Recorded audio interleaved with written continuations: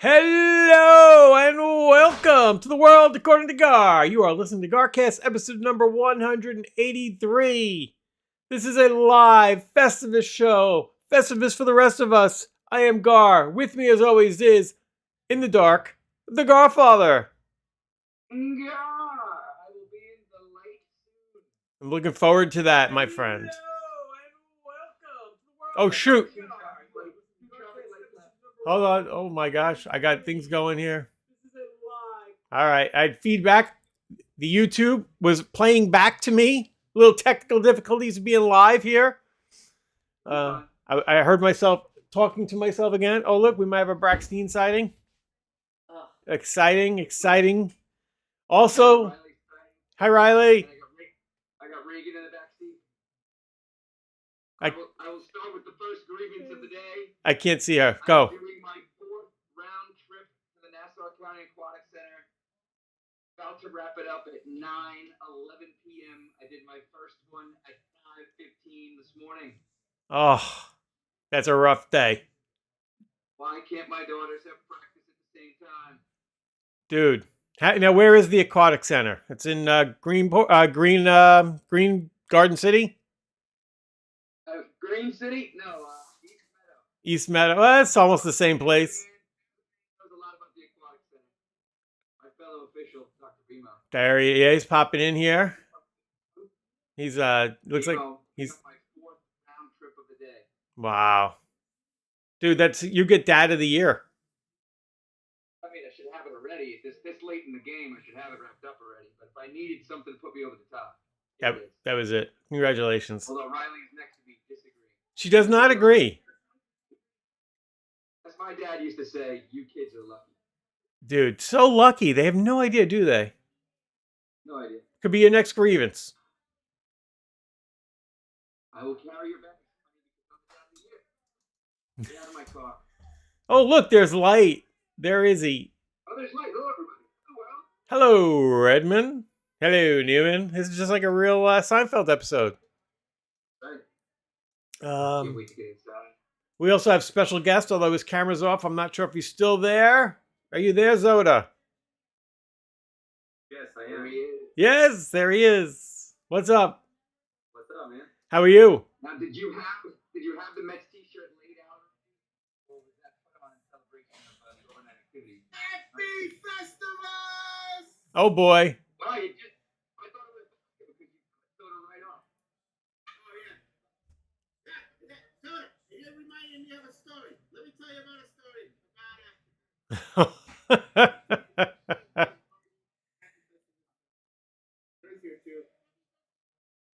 Soda, well, I am for the Boston, but it's for the pleasure good. We fell in love with you. Soda, it was so much fun talking with you and hanging out with you. And I had a great time. There was power. Like, God, I feel like I've known you for years and like never physically met you. I mean, the whole Dino Hawk, of course,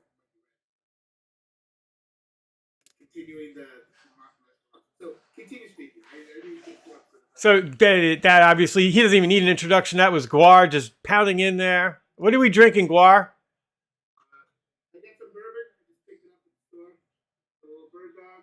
7-year. Nice. Erin drinking the same thing? Right, Rajan. A nice IPA. Really tasty. Excellent. I thought you said a White Russian. I was excited. All right, so can I ask Zoe how he feels with the Mets right now? Ecstatic. I threw on the T-shirt before I jumped on here just to be a proud fan. Because if you're not proud as a Mets fan today, I don't think you'll ever will be, I guess. Yeah, hopefully this isn't. Right. Well, as a true Mets fan, I know that they're not going to win the World Series just because they have everybody in baseball. And I see you're frozen, so, I mean, all you can do is try and put the best team out there and let's hope for the best. Can't be mad. I'm guessing Mike is maybe transferring over to the computer at this point, so he can be green for us. But yes, it's good. And also, I see we have another guest, Dr. Bimo.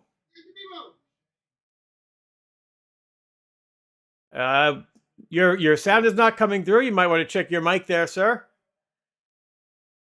Is Bimo muted himself? He has. I'm back. I'm staying on my phone because I don't want to be green.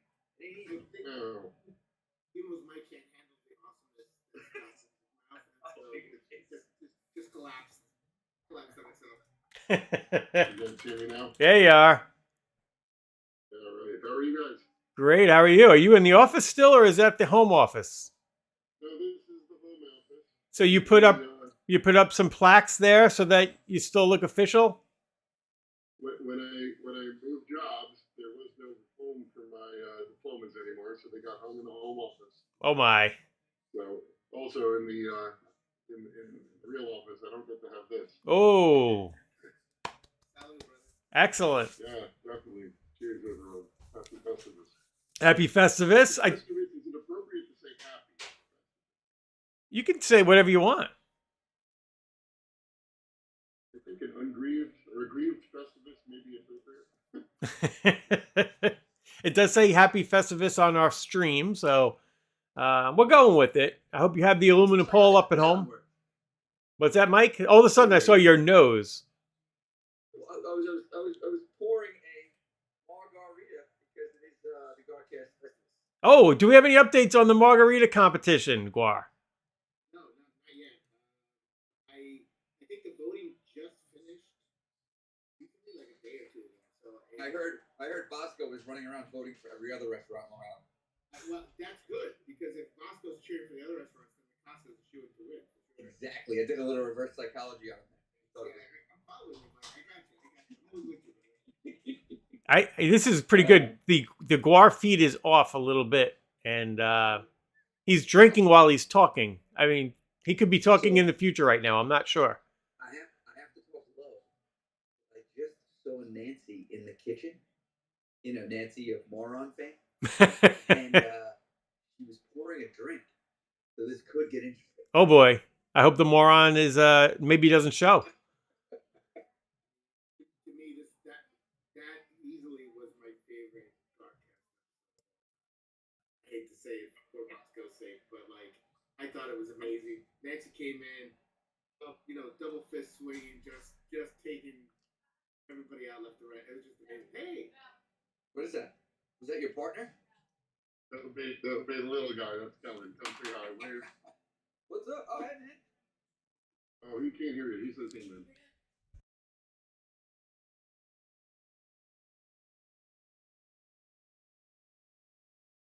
Anger and Festivus and grievances. That was an airing of grievance for sure. Oof, that was. I even like. I was like. I got to that portion. Like, you know what? I'm gonna pause it here and grab Aaron. And we're gonna listen to this together. And both Aaron and I were just like. Okay. I was like, at that point in my major, I was like, this is an early favorite for us. Just based on her takedown skills. I was just totally like. So let me make sure I get her on the Listener of the Year awards. Well, yeah, she could be the guest of the year. I don't know where the pop into a GarCast award and blow up the whole thing. Yeah, I mean, she's certainly. I mean, she's probably going to win the most awkward moment of the year award. I wouldn't call her takedown specialist of the year or something. I mean, it was like watching a lopsided MMA fight or something. She just came in swinging and just like the other side just crumbled into a heap. Speaking of MMA fights, where the hell's Sumo? It's only 2 a.m. in England. He's getting up shortly. I believe he might, if we go long enough, he will be on. I believe, for you soccer fans, I believe Forest won their whatever cup they were playing in today. I believe they won. They did win something cup. The Gar Cup. The Gar Cup. The Carabao Cup. They were. I knew it was something ridiculous. Thank you, Zoda. We have soccer representation. The Squeaky Bum podcast did not mention that was one of the premier teams playing. I did listen today, and no mention of Forest. Is that your only grievance against the Squeaky Bum Cup podcast? Oh, certainly. Oh, you know what? I certainly know my friend up north in Canada would be very upset because he basically just like put Messi up on a pedestal so high and just praised Messi for 30 minutes on that podcast. Now, Okay. Fraser, not that he's specifically against Messi, but he just hates Argentina. Yeah, well, I noticed that. What is with his hate against Argentina? It could go back to when Argentina knocked out England many years ago, right? With an illegal goal, some of them say, I believe. Oh, you think it's just soccer? I thought when you said all of Argentina. No, I think it's just for soccer. He actually mentioned on his show that he's hoping to go there one day. But as far as their soccer, he says they can go fuck off. Sounds like he might want to invade, like Margaret Thatcher. I mean, Canada was an English colony until this little while ago, or still are, right? Like they still get visits from the we used to get visits from the Queen, like we get visits from the Pope and stuff. So who knows? Maybe it is some fault. They're a mess up there. They speak French. They're English colony. What they eat too much syrup. South Park had it right. If BMO lived there, he'd be poor. Right? I don't think doctors make any money up there. Come down here to make the bucks. Not one bit, nothing. And I think you got to wait online for a hip replacement, like 3 years. Holy mackerel! Do you ever get any Canadian clients down here? Good question. I think if they go in for medical tourism, I think they go straight through the U.S. to Mexico, honestly. Oh, Even better down there. not so sure about the Mexico doctors. But I guess they're cheap. I think they have a lot of cosmetics they do down there, actually. Like all those butt lifts and everything, they go just over the border. Right? I guess in Canada, The big thing of it, they set you up in a nice hotel. huh? You know. Canada, you need the extra padding and warmth, right? Big boots and big butt. That's what they need. Okay. My favorite thing to do with Canadians is pretend the United States invented hockey. That's like my favorite.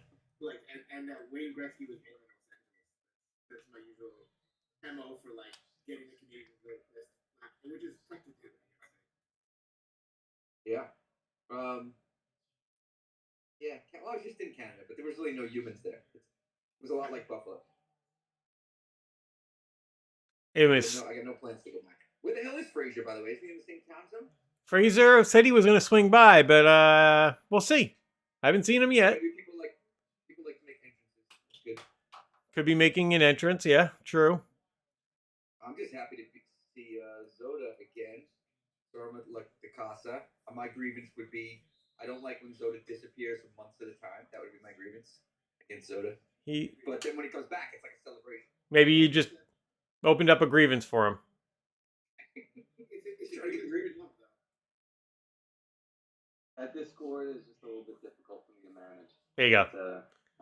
Well, my number one grievance of the year is just basically this. Yeah. Discordian ways. I always get she moves and Discordian ways in my head. It's a thing. Luckily, Noah reached out to me to let me know that this was going on tonight because obviously I hadn't been on Discord and listening to last week's episode. I thought it was tomorrow night. Yeah, I'm going to Gar. Yes. I'm staring at Gar and Gar. I get drinking margarita. I get tongue tied. Hold on a second. There's some sort of penguin with a book on its head who's muted.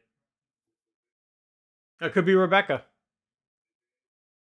Yeah. He's sending Morse code signals. I have to give some credit to Mrs. Bingo tonight. She was the one who caught that it was tonight. I thought it was tomorrow night at 9 o'clock. Oh. I was going to be the only one on the chat. Bingo, she caught it by following Instagram. She's on all the Carnation channels. Wow, excellent. Yes. I thought it was awesome until like 20 minutes ago when I was like, wait, what? Yeah, Gar, do you want to explain why you threw this monkey wrench and really announced it kind of late in the day as well? What are you doing? It was because of the Jets. The Jets have a big game tomorrow night. We didn't want to interfere with the Jet fans. No, that did come up as a possibility, but fortunately, a good dear friend of ours, her mom passed away unexpectedly, and we do have a wake tomorrow evening, so we pivoted like we do in Gar Nation, and we pulled the show in tonight. So I do apologize if anybody missed it that wanted to be here. But we're rolling. Yeah, I mean, I don't know where Andy is. He's not flying tonight. He's supposed to fly. Oh yeah, Andy was supposed to pop in. So Zoda, you didn't finish your story about how you found out about the GarCast. Well, so you reached out and texted me. Yeah. And I then went to do my explanation to my wife about why I was going to be around at 9 o'clock. I went into, like, do you recall last year? We did a GarCast. I was having a bunch of beers, a lot of beers in the kitchen. And then she goes, oh, yeah, I know. Gary moved it to tonight, 9 o'clock. Nice. The wives are all over it. All the wives. Like, what? You know what? Like, what? She goes, yeah, I saw it on Facebook. I think the wives need to be doing more cleaning and less Facebook and Instagramming. Shots fired. Oh my god. Yeah, I'm not going to respond, right? That was the Gar. There you go. Give him the go. Take it. Send him over. I just hope Nancy around for a rebuttal here? I'll get Nancy in. Rebecca, just promise me. I can see you now that you're not here to do some strange skit with Bosco. No, his production direction is terrible. We just need you. I just want you. I want Rebecca. Yeah. This is just me being me, but I had to turn the camera on once you started talking about it. Well, good. I can get some grievances out. Let's go. The camera came up, and the first thing we saw was you shaking your head. I was trying to turn it on, and it was like the right thing. Did you move the exercise equipment out of the room? The treadmill, it broke, so we're getting a new one. Oh my. I'm open to, have a grievance about that. I don't know if I can ask for. Is there a channel for exercise equipment recommendations? If you ask nicely, we can start one. You maybe put it like the subset of the World Cup. Where is Mike putting us? What's going on? He's on mute. He pressed the mute button as he moved his phone to this weird position. I put it in the refrigerator. So I can. Episode of Food Network. I have something that the Gar would never drink. It looks fancy. Nancy got it for her birthday. Ready to drink margarita cocktail in a box. Soda box. Margarita in a box? Yeah, I'll show you. Eesh. It's good for 30 days. I think I opened it less than 30 days ago. Because open booze doesn't No. What could be in it? Probably just sugar and some alcohol. You're fine. Yeah. Got authentic taste. Yeah, that sounds like That fridge is pretty packed. You ready for Christmas or what, Mike? No, it's called Living with the Horde that I live with. Oh. We actually did shit. There's probably some extra crap in there for Christmas because we're hosting Christmas Eve and Christmas, which is not a grievance. I'd rather stay home. Wow, it's a double shot. Yeah. How did that play out? How did it wind up being both at your house? Was it a request? So, well, here's a past grievance that COVID took care of. 2010, we bought Nancy's parents' house when her mother was looking to downsize. And with that, we knew that we would have to carry on the family tradition of Christmas Eve, where anyone that's related to Nancy, even by the smallest amount, is invited over for an open house on Christmas Eve. Which is a lot of fun if you're a guest. Hosting that is a lot. Hmm. You don't know who's showing up. And then when you got little kids, you want people to leave and they're sticking around till 2 in the morning. You know, the 21-year-old cousins are drinking all your wine. You become an old Scrooge. Whatever, it was a stress point. So when COVID knocked that out, we downsized it to just the immediate family, Nancy's brothers and sisters and stuff. And we kind of just decided to keep it that way. So thank you, Dr. Fauci, for that. But that's still, Christmas Eve is always us. That'll never go away. And then my Smile Lines and I rotate Christmas. So this year it's my house. We get the double dip. So we don't always get the double dip. Kids like it, right? I always enjoyed hosting when the kids were small because it was just so much easier. You didn't have to pack them up. You didn't have to get out of the house. They wanted to play with their new toys. Yeah. So Some of good. the toughest times were when those kids were really little, and then there were like two sets of grandparents, and you have to like do Christmas Eve, and you're doing two different houses on Christmas Eve, and then Christmas Day, and you're doing two more different houses on Christmas Day. That was Any really difficult. And any holiday. Right? I remember Thanksgiving too, splitting Thanksgiving, driving back and forth. That's like, hey. imagine if you had all these stepdads like I do, then you really get spread out. Yeah, what the good point. That's a great point. What the hell? What was the craziest? How many dads did you visit in one holiday? What's your record? So we would Thanksgiving was swapped back and forth each year. It was my family or Christine's family. My dad moving to Florida helped that. Yeah, you got rid of him. Like, sorry, we're not coming. So he's in Florida. You don't see him, and we can keep it local with to swap back and forth like you guys are. So we're kind of normal, but there was potential for chaos in the very beginning, and we worked it out. I really only had my dad, Deb, and whoever she was married to, and Christine's family. Very good. And we should say, we're talking about this. I know it is Festivus Eve, but we are in the middle of Hanukkah, are we not?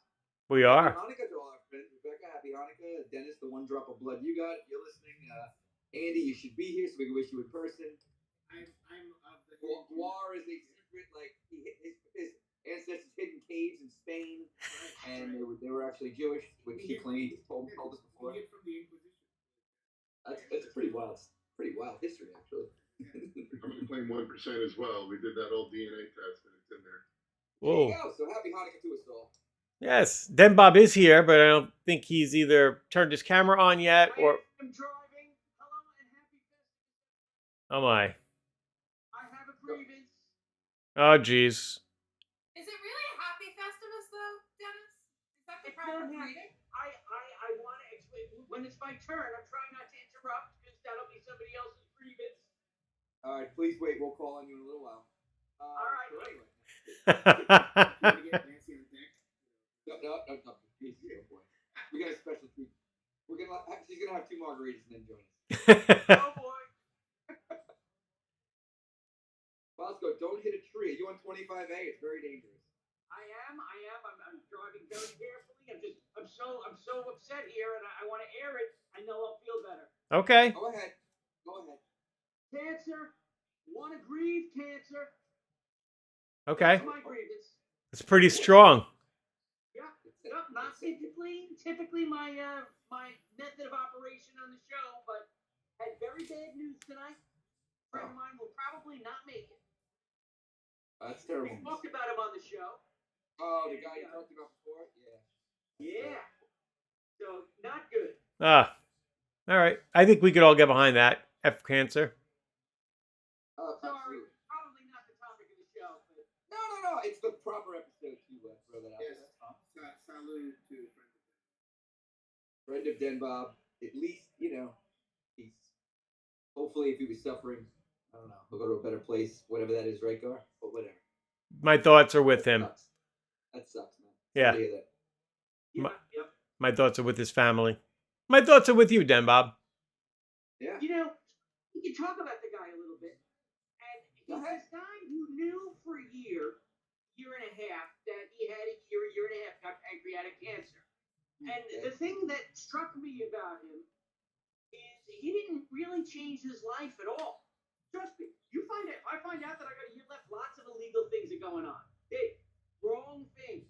This guy didn't change at all. He worked up until like 2 weeks ago.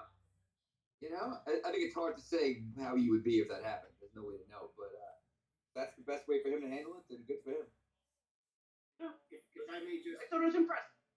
say like we're all terminal, right? We're all gonna be. Whoa.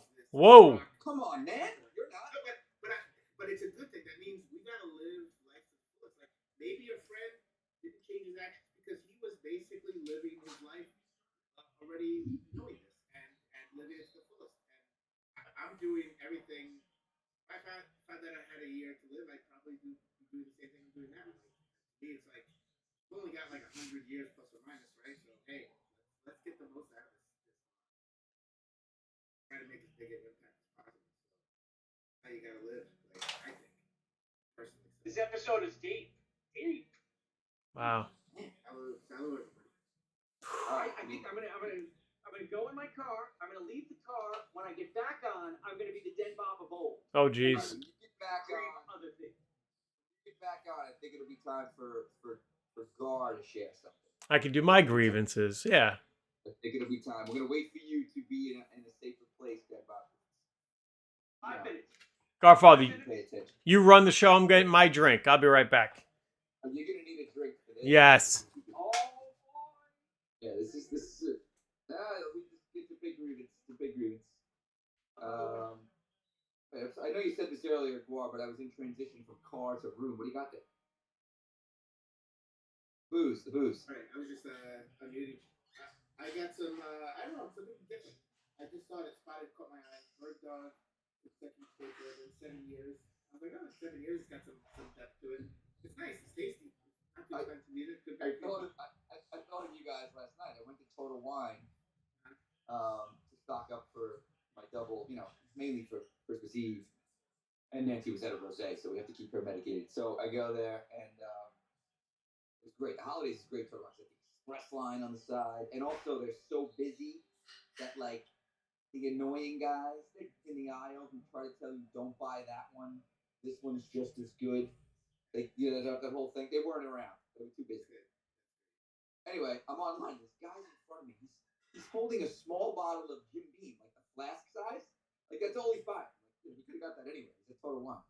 And I've got like a case of wine in my car. He's like, oh man, yeah, it's a good line, man. I'm like, yeah, it's moving fast. He's like, I'm trying to get into these bourbons, like trying to learn about it. I'm like, I'm just looking at this little, like it could have even been plastic. I don't know. But he's asking so many questions on bourbon. I wish you were there. You would have blown, you or Bimo or somebody with knowledge would have blown this guy's mind. He's like, I was asking these questions. He's like, I think I'll just try this first. All right. I said, there's a lot more out there. There's to me, there's like a family of starter packs bourbons. See? You would have brought him back down the aisle and got him a starter pack. What's like your top 3 starter pack? What would you say? So I would, you know what? If you don't mind a little hair on the chest, like it's got a little bit of bite, but Bagfield Buck is hard to beat. Evan Williams bottled and bond. That's $20 for a bottle, maybe even a little less, and it's That sounds like a great price. Yeah, it's bottled and bond means the U.S. government has one law on liquor, and that is bottled and bond law. Because back in the day, people were selling like turpentine with like food coloring, and people were dying left and right. So they were like, okay, if it's bottled and bond, it means it has to be straight, straight Kentucky bourbon, straight U.S. made bourbon. It has to be charred in the barrel for at least 4 years, and it has to be 100 proof. So it's got a little bite to it, it's got a little kick. But as far as like all the classic bourbon flavors, it's got the vanilla, it's got the wood, it's got like a little bit of burn, but not enough to like kill you. It's a perfect bourbon for me for sipping every day. I would say so many good ones. That one is to start off like Number 2. Number 2, I would go with there's a small batch one. You know what? My gateway bourbon. Okay, this is the one that turned me on to bourbon. I like Gateway. It's a Jim Beam product. It's called Basil Hayden's. Oh yeah, I've even had Basil Hayden's. Yeah. Basil Hayden's like $35 for a bottle. It's not much. You can, and they have that like in every bar around here. It's not heavy bourbon. It's like No, it's pretty easy to drink. That's your gateway bourbon. You start drinking that, and it again has the classic bourbon profile of vanilla and just like a little bit of wood, but not too much, and no burn at all. It's now super smooth. You can drink it straight out of the glass. That one is fantastic. All right, number 3. I would go with. We're not going to hold you to this, so it's okay. No, I gotcha. There's so many to choose from. I mean, some of these makers could be listening, and they're going to get upset if they don't get your endorsement. I would go with. I think Bosco's in a strip club. There's a small batch bourbon. Rebecca, while he thinks of this, what are you drinking out of that glass? A little St. James Brewery Belgian white beer. Hey, why not? Got it from the farmer's market. Oh, so fancy. St. James Brewery. Love it. Is that the one Side. next to the school district? Side. I don't know. I got it in the Northport Farmers Market. That's cool. Okay. St. James Brewery is right next to the. The Smart Bosco's in here now too. Hold on, I gotta switch. Oh, jeez. Look at Matt. Look, standing over Matt. Matt standing over Dennis's shoulder, going, "Dad, you're fucking this up." All right, so we're drinking some bougie. What's up, Matt? Rebecca, are you a Belgian white kind of gal? Sometimes. Yeah. It's not my favorite, but it I can don't be have tasty. I didn't put any citrus in it though. All right. Now that we killed some time, Guar, what was your third bourbon? All right, thank you so much. I knew you needed it. Elijah Craig small batch. I think that is the perfect bourbon. I had some German dude at he was like, I hear bourbon is amazing. You heard correctly. That's correct. He's like, which one should I bring back to my German brethren? I'm like, so many to choose from. I'm like, you know what? Get this one. And I gave him the Elijah Craig small batch.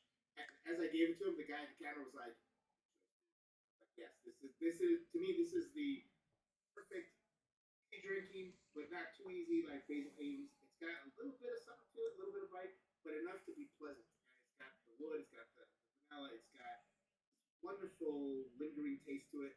Elijah Craig small batch, you will not go wrong. And again, not too pricey, $35. Wow. Stuff, really good stuff. BMO wrote all that down as far as hand goes. That's a nice list, Guar. I like that. I gotta go with you on the Basil Hayden. That was my introductory drug there. And then my go-to like versatile everything bourbon is actually Buffalo Trace. Cook with it, drink it, mix it, and it's not expensive, so don't mind using it. And a proud sponsor of Yellowstone. Yes, and then the last one that I would recommend, and these were all like $50 and under, is Jim Beam Double Oak is excellent. If you've had that one. Double oak, you said? Yeah, Jim Beam Double Oak. Okay. So double oak is when they take the bourbon and they normally put it in a charred oak barrel, which as the temperature of the warehouse, or the rick house, it's called, it goes up and down. The pores of the wood open and close, and they suck in the bourbon and suck it back out, and just imbue the flavors of the wood into it. And then what double oak means is they take that bourbon out after a few years, they put it in a second charred barrel. I get that. This basically accentuates the vanilla and sweetness. Now, is a rick house in any way related to the technology of a rickshaw? They're both dwellings, I guess. I guess you can live in a rickshaw. Yeah, sure. Yeah, a little bit. Yeah. It's not like I'm sorry. They're both covered areas, I guess you could say. I don't even know if a rickshaw is covered, but anyway, whatever. They're both places. They're not really. By the way, that's another Seinfeld reference. Another good Seinfeld reference on this Festivus. Yes. When Kramer has a rickshaw at some point, right? It was the pulling it around Manhattan. Yes. Great. Wait, back in the Makes me think about when he had the horse, the Central Park horse, that he would feed it like a giant can of like hamburger helper. Yes. Guar, during the 20s, what liquor were you making? I think you gotta go rye. You were doing ryes back then? That was 100 years ago now, wasn't it? Wow. Good old speakeasies back then too. A little bit. Give us some flappers. Oh my god. Yes. Yeah. A lot of flappers, a lot of speakeasies, of course. Speaking of flappers, Franco Harris O'Neill. Franco Harris, the ghost of Franco Harris. Alright, I gotta try to use one of these. Anyway, you guys keep talking. I'll join. Yes. That's fine. Alright, I think it's so. I If I may introduce this next segment, could I, or you want? Yeah, I mean, Dan Bob, did you have something you need? You were getting in there with Matt. Is he sending cats? What's he doing? He's there with Matt. Matt's standing behind him like, Dad, you're fucking this up. I didn't want to interrupt. I had another previous. Wait, Dan Bob didn't want to interrupt? Shocking. I think it's because his son's there. I think his son's like, Dad, All right. just Well, let them we'll talk. allow you. Spread your grievances out. We'll allow you another grievance now. Go ahead. Festivus miracle. Well, Mike Zona was Matthew, who's right here. He was his baseball coach at a very young age. Oh my God. Yeah. No way. Saying that he's a collegiate athlete now in rowing. And I feel like maybe Zona, if you did a better job, he might have been a D1 athlete in baseball. He clearly, wow. he clearly has the ability. Well, not so clearly, it's going, but yes. Well, to my understanding and listening to the stories every week about your son and all three of your sons, they all sound like fabulous young men, without a doubt. I think all of us would agree to that. But this doesn't mean to be insulting, but you can't make chicken shit out of chicken salad, chicken shit. I mean, none of them play rugby, so that's and they're in college, which is the time where you're supposed to play Good advanced. counterpoint, City. Like they're not playing. By the way, Like Neil, you raised a great point. I don't know if you guys put two and two together. So the national championship of 1AA rugby this year, who also went through our alma mater, was Virginia Tech, Back-to-back seasons. who Gary's son turned down playing rugby. Yes. Yeah, but I mean, if he played, he would have won because obviously he'd be incompetent. So Gar, I wish you could play rugby because we were housing your school until the final minutes, and Well, we lost. We lost it. we lost. But you lost. Like a Jets fan, I'm bitter about it, but anyway. I have many grievances. Speaking of grievances, I like to announce new arrivals. And Andy, we did the Hanukkah segment of this already, so I'll wish it to you. I said, where were you? Happy Hanukkah, my friend. Andy's here. Not Thank only you here, so much. Thank you so much. Hey Andy. Happy Hanukkah. How are we doing? Thank you. Thank you very much. Happy Festivus. Happy are you Festivus. guys all packed for Florida, and are you concerned at all about the approaching weather? 95% packed. Not leaving until tomorrow afternoon. Oh, Should be okay. you gonna beat it? You're gonna just make it. Yeah, it's gonna be hitting down here in the afternoon tomorrow, I believe. Ben Bob's raising his hand. This is incredible. The night before. I'm not at 95% now, but will that car be loaded this evening so that tomorrow all you need to do is grab and go? The kids are going to school for half the day, so and I'm not working tomorrow, so we should be set. There we go. Can I ask a follow-up question? Are you underwater, Dan Bob? Yeah, Den Bob's audio is awful tonight. You sound like you're underwater. He's using his PC mic instead of his headset mic, probably. I think it's because when he asked that question of Zoda, Matt spit on his keyboard. All right, so we've got a good. I think we've got a good group here. So Gar and I were saving a little something for this Festivus episode that we've been keeping a secret. Two secrets. Two actually. secrets. And then they tie directly to some airing of grievances. We'll see where that goes. But there are two secrets that we have not told anybody for 2 weeks and change now, right? Well, you 3, me 2. 2.5. Does Dan Bob know? No? Dan Bob does not know. Nope. This is a Festivus surprise. Huh? Festivus surprise. So, Gar, you pick who goes first. What's a better story? I guess I'll start because then How does it play out better? well, Somewhat related. yeah, we could start with me, right? And then the punchline is your follow up. Say no more. Let's go. So the 2 Tuesdays ago, I think we're on Wednesday, so it was basically 2 weeks ago, I was informed I was no longer needed at Lightpath, my current company, my employer. After 16 years, I was let go from the company and said, adieu. Have a nice day, sir. Walked out of the building while I was sitting on the couch watching the World Cup from home. Yes. Wow. Hostile, like Costanza. Like Costanza, yeah. He found out that I was contributing to the Human Fund, and there was no Human Fund. And for that, they said they needed to let me go. And if I may, I just want to be clear that there were certain listeners that were concerned possibly related to me, that it had something to do with the GarCast. It did not. Is that correct? Oh, was there some concern of that? Yes. Yeah, no, it had nothing to do with GarCasts. It had nothing to do with me never really doing a COVID test there. Had nothing to do with me or Mike coming in 1 day a week instead of 3 days a week. Things of that nature. I can speculate as to what it was, but it is what it is, and we move on. And I am dedicating my future to the GarCast and Buffalo Trace. And I'll just add before the questions begin. You weren't the only one let go that day. No, yeah, there was a group of about 7 or 8 of us, and And you were head and shoulders. I would just say one to know. I think one of the things you were more mad about the list of characters you were lumped in with because there was some clowns.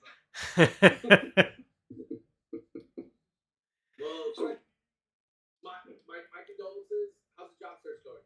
Oh, sorry, I'm supposed to. No, it's good. No, you don't have to raise your hand. It was a good first few days. A lot of friends of mine in the business. We reached out to them, made some traction, but the holidays are here, so it's gotten very quiet. Yep. Rebecca, your hand was raised. One, I'm very sorry to hear that. That sucks around the holidays. Just it sucks anytime, but I'm sorry. That is one of my grievances, is that it was 3 weeks before the Christmas holiday. Fuck you people. Not you people, those people. The ASAP guy got cut loose. They love the ASP guy. And that's another grievance. He's on my fuck you list. All right. Along Rebecca's, like, is this ASP guy related? And if so, what is addressed so we can personally express our grievance? So I think he had bigger beef with Mike than I. Right? I don't think he had anything to do with it. No. In my opinion. But if asked, he probably would have supported it. Oh, no doubt. Okay. He still deserves it. All right, let's give Andy a chance. Sonia, you asked the question. Andy, go ahead. So first, You know Andy can't muscle his way to a conversation. Fair enough. I'm sorry. Again, trying to be positive. Sorry to hear that. I do know an unemployment lawyer that's local to you if you do want to follow that route. Excellent. And there are obviously millions of people that would like to help you, depending on where you want to go. Thank you so much. I've had some. I'm definitely pissed off on your behalf. Thank you. I have had some great conversations with people. I mean, I'll be honest. I do think they made a mistake. I think, honestly, I am the kind of guy they want around there. I am one for change. I may not seem like it on the GarCast, but I embrace it. I'm very easy to talk to. I think I am the type that they want, but they want their friends from Texas or wherever, and that's the way it goes, right? Well, I can offer two things. One, give Guar and I an address for ASAP. See how it goes. Number two, I know a good Jew lawyer employment lawyer that can rush it up for you too as well. Excellent. And that wasn't in any way negative about the Jewish people. Absolutely not. No, it's completely positive. So Is it the same guy that Andy knows? Crying out loud. He also was a middle linebacker for my high school football team. So, guy's real. All right. So- Unusual combination. Our people are not known for the football playing. Excellent. So before I get into before I get into my grievances, which you could imagine what they revolve around, the story actually deepens. Hold on. I want to see if Bosco has a question about that before I give it. Oh. So going back to one of the topics we've had, do you think that you would pursue a career in medicine at this point? Anybody could be a doctor. Perhaps you want to decide to be a doctor? You're certainly not qualified for flooring. Yeah, no, I was going to say carpet, but If they'll take me, I'll do it. Yeah. I heard Dr. Bimo is a wonderful scribe, and I can do that.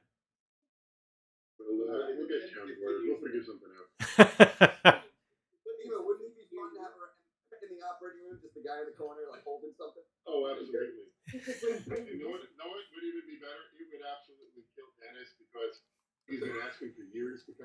door, and Gar and like 2 seconds will show up. That's it. Show up with Jack, Junior Mint. Junior mints. No junior mints. No, you could Mark could be the guy that just like he rubs your forehead and sweat off. Oh, I need one of those guys. I'm definitely a sweater. I can do that. And all the nurses, they don't want to touch me. I think a lot I of think you liquid can do it rolls without off. gloves. He can also be like your music guy. Like he can like play the music as your. Oh, absolutely. Yeah. Oh, dude, definitely. Wait, remember what do you call it? In what's the Marvel movie? You know, what's his face? The surgeon. Yeah, they would play guess the song, right? He would guess it really fast. That would be the game. Yes. Yes. And Yes. you know what's even better? You're dealing with the 20 to 30-year-old nurses. They don't even know what good music is anymore. Oh, So you could provide a whole education for them. that's sad. Are they F+7? They're not F+7. And Guard does leave the loop. He loves the ladies. You know. Yep. So the other secret is, I gave my notice to Light Path and I'm leaving. Yeah. So we doubled down. We are both out. Yes. Wow. Yes. So I'd love to say it was because I'm not gonna lie to you. I gave my notice 4 days before he was let go. Maybe that opened the window of opportunity for them. I don't know. Or maybe you missed out on a package. That could be bad too. I don't know. Whatever. It doesn't matter. I chose my own destiny. I just have a quick question. Could you give us ASAP Guy's email so we can barrage him with emails now that Yes. I can do that next week. Yes. Yeah, I will be sure to put like red giant font letters at the bottom and try to copy his Yeah. file. The never-ending It chain. was weird. It was a weird week. It was a weird week because they told me when I gave my notice, and I gave it the Wednesday before Buffalo because I wasn't going to be in Thursday, Friday. I wanted to give my 2 weeks, and then they were like, "Oh, can you stay till the end of December?" There's a lot of things going on, and I didn't realize that. And they're like, "Don't say anything to anybody," probably because what was going to happen to the Gar on Right. Tuesday. So it was like when he called me, I'm like, I was literally watching the World Cup like I did the last month. And I was in the car. He's like, "Did you see my text?" I'm like, "Oh, what's up?" He's like, "They just freaking escorted me out of the building." I'm like, "What?" Crazy. To get the no escort. No. I had bad feelings that something could happen with all these new people coming in, but I didn't think it was going to happen, especially before Christmas. We were both looking for other opportunities. Yeah. We felt like on the outside looking in. I was very close to actually securing a job like 2 weeks before that, and something fell through and put it on hold. So I mean, I'm kind of hoping that that comes back through, but I wanted to make the decision, not somebody else. Unfortunately. So I got a question for you. Godfather, do you think that it made their choices a little easier? Do you think you may have gone on the list anyway, and they just needed to knock one off the firing list? I don't think so, and that's not an insult to Gary at all. Just from some of the politics, and I think the decision was made Right. that it was going to be one of us. And listen, like I said, I was surprised and shocked that it happened. But if you told me it was going to be one of us, and this has nothing to do with our abilities, it was more of just like an opinion of one or two, mostly one specific person, it would have been Gary. Yeah. For no fault of his own. No, I make decent salary. I've been there a long time. I challenge people when I don't agree with them, and I don't think people appreciate that when it gets a little pushy. Gotta be careful with that. I still stand by it. I would still do it. That's my personality, right? If I think you're wrong, I will challenge you. I'll do what you want, but I will challenge you and ask you to consider something else. And that's just me. Yeah. Well, I will share with you another perspective. As Biggie Small said, bad boys move in silence and violence. So when you want to give bad feedback, make sure sure you're going for the kill. Are you gonna take out the king? Should this? Yeah. I'd like to know, Gar, if you have any opinions on the face weight of a carpet. Do you prefer a plush product or a tight woven Berber? Well, you know, it depends on the area you're putting this carpet in. I mean, you're not going to go put some a plush carpet down in the basement of Sin, right? No, you can't put any kind of absorbent material down there. Right. It needs to be clean. All So, liquids need to be. It all depends on the room that we're facilitating to. It's my interview. I'm practicing. I just gotta call it time out for a second. Time out for a second. I keep calling people out and then they appear. Andy appears. Excellent. Sumu, is that you, my friend? He's trying to connect. Are you waking up for work at 3 in the morning? Got up 2 hours early. My man. Yes. I thought maybe you were still partying from the big win in the Cabana Cup or whatever the hell it was there. Who's the quarterfinal? Nice. Zoda was here to tell us what cup that was. We couldn't figure it out. The Caribou Cup. What is it? But it's the League Cup, so all the football pyramids. So the 3 leagues, they all play a random draw to play each other, and then obviously so it's called the League Cup. So in January we have the FA Cup, which is all amateur sides can play and everything. So that's all football. But the League Cup, you've got to be in the 92 clubs in the league. Gotcha. Well, God bless you. You really want you set the alarm. Look at you. Oh, this is great. Man. Yes, Sumu. Over 60s through the year. That's what I'm going for. Okay. This is listener of the year. This is definitely helping. Yeah. This is on the resume. My dogs think it's walk time. Yeah, he's like, what the hell's going on? So, just to catch you up, Zoda's excited because the Mets picked up a huge player about 24 hours ago. Guar gave us his 3 bourbons, become a bourbon drinker. Bimo is hiring Guar because Guar got laid off and I quit my job. Those were we didn't cover a lot, so that's all. That's it. Guar. Not Guar. It was Gar. Gar, not Guar. Guar can't be. Guar has his own thing going on. So, I knew the moderator must have been a sweetener for something. So this is why we got rid of Zoom because we're cost cutting. Yeah, we got to save money. No more Zoom. That's out. Yep. Anything that costs money for the GarCast is gone. I'm jealous that you've all got a proper drink. Yeah, and Sunil just put on his high school football jersey. Yeah, Midland. Nice. We also covered great Jewish linebackers in Brooklyn high school history. We covered that earlier as well. Yeah. Eric Well, I figured I would probably miss an hour, so I'll just catch up. You're going to release this on Friday, right? Of course. 1 a.m. 1 Gary a.m. also gave the reason for us changing the time. He had a friend's mother pass away. Now you're all caught up. And Bosco, his friend is dying of cancer, unfortunately. We'll give a little shout out to that guy. So best to him. And then he challenged Zoda on his baseball coaching ability of his son as a child. Other than that, you're caught up. You're good. Fantastic. Oh, Nancy's drinking as well right now. So, do you have anything that you would like to air?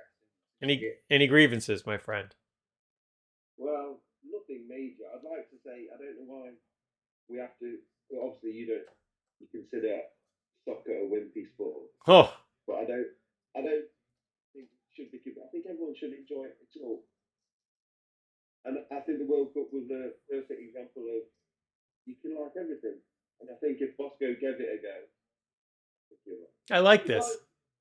Sumo, I have to say, the final game, I don't think that there's any sports person in the world who would argue against it being exciting. That last game was rather amazing. So if there are games that are like that, I would have to say I'm going to give soccer a go.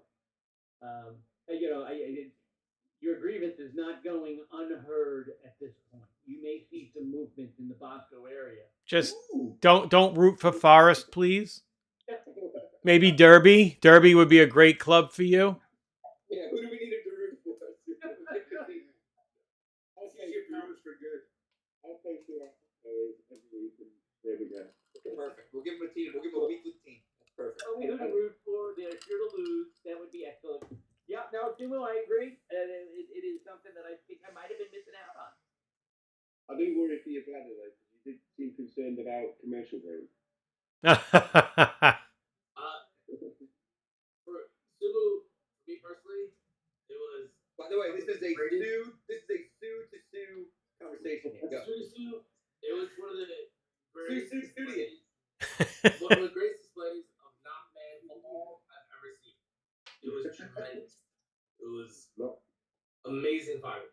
Well, I would say I didn't even. you take the quarterfinals and the final were some of the greatest games I've seen. Yeah. Oh God, the The quarterfinals were bananas. insane. I was on the edge of my seat for 90 minutes straight each game. Yeah. It's just Don't go to the bathroom. There's no commercial. Oh geez. good. That means they're playing like the whole time. The whole time. Well, what about the Diamond defense? Did we see any more of the Diamond defense? I kept Any of the team? So I was waiting to bring that up, and I'm glad Sue was here. Well done. So I sent out my end of the season email. Rebecca, you'll appreciate this as deal with parents, right? When the soccer season ends, I need like 2 weeks to just kind of forget about it. And we had a good season. We came in second. We came in second, Rebecca, to the Northport squad that spanked us 5-1 the first week. But Well, if they had appropriate toilet paper there, maybe it would have been different. let me tell you, I'm still not over that. But I send out the email. The parents are very generous here in Floral Park. I don't know about what your towns, but very nice. I get like $100 and something gift cards at Floral Park Diner, which is great. Wait, was that an anti-Semitic remark? What was that? What? Was that an anti-Semitic remark? I don't know about Me? your town. Yeah. Oh, I didn't know. I meant all your towns. I'm just checking. I'm just checking. Oh my God, you just lost Mike. We lost Mike. Yeah, where did Mike go? You did like you accused him of being Kanye, and he just jumped right off. Am I back? Yeah, you're back. I send out the email to all the parents. Thank you for your generous gift. I'm sorry this is a little late. We had a great season. We came in second place. Some people, not every parent looks at the rankings. I get 2 replies. One of them was just like, "Thanks so much, great season." Fine. I don't expect a reply from everybody. I don't even want a reply. The other reply, Sounds like we got a grievance. and to be honest, I still haven't read the entire thing. I just read what flashed on my phone, and I haven't been able to go back to it since. And the part that constructive criticism. no, worse. Really? This is what you need to do to like improve for next season. Nope. What would be the worst possible thing? Oh, he's gonna coach. He's gonna join the staff. Yeah, that would be the worst. Yeah. So I thought about your offer, and I'd actually like to consider it if you'll have me. Ugh. I could coach the defense, and then I stopped reading. Like, no, it's my show. No, that could be in charge of the water. So was that Andy? You can't get just in charge of the defense. That's not the way it works. It's not football. Exactly. No. Sorry, it's not the American football. I didn't want to deal with my past. How many weeks was it between emails? When he sent that? Between when you sent and he sent. Oh, he responded like 2. No, I think He did. Okay. I waited like 2 weeks after the season. The funny thing is, I hadn't thought about it, and then yesterday I'm walking the dog, and he drives by, and his daughter's waving at me like crazy. So I'm like, oh man, I gotta talk to the cast about this. Then today I'm running, and I ran by and walking his dog. It gave me away. Again. He's stalking you. Yeah, I think so. Yeah. I don't know who's a bigger villain in the Redman life, ASAP guy or Diamond D guy. These are like 2 Marvel-worthy super villains. Marvel, I where don't know. they're villains in my life, and I don't even know them. I hate these guys. Yeah, I can't stand them. I don't know who they are.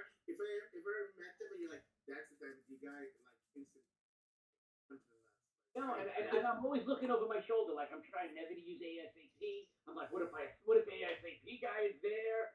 So yeah, no, I got big problems too. I use it all the time because of ASAP. In hopes that somehow it makes its way to him in this like flapping federal flyway.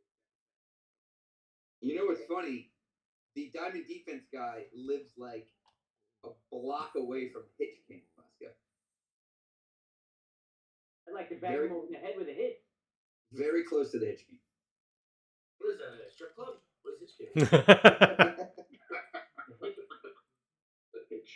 That was. Don't you remember that episode when Bosco was in Flow Park and texted me and I denied him a get together? Oh yeah.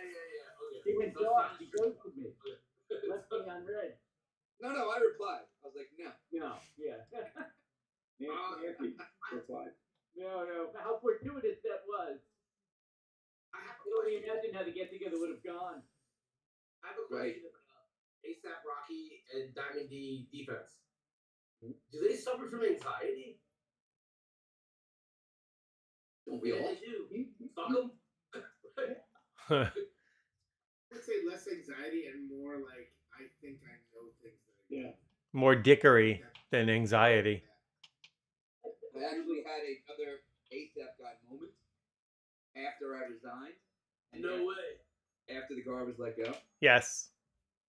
We were on a call, and I wasn't planning on saying anything. You know, they asked me to stay till the end of the month and participate. And so I'm on this call, and this is the kind of guy he is. My boss, like, oh, this is what we're gonna do, and he's like, excuse me, yeah, like,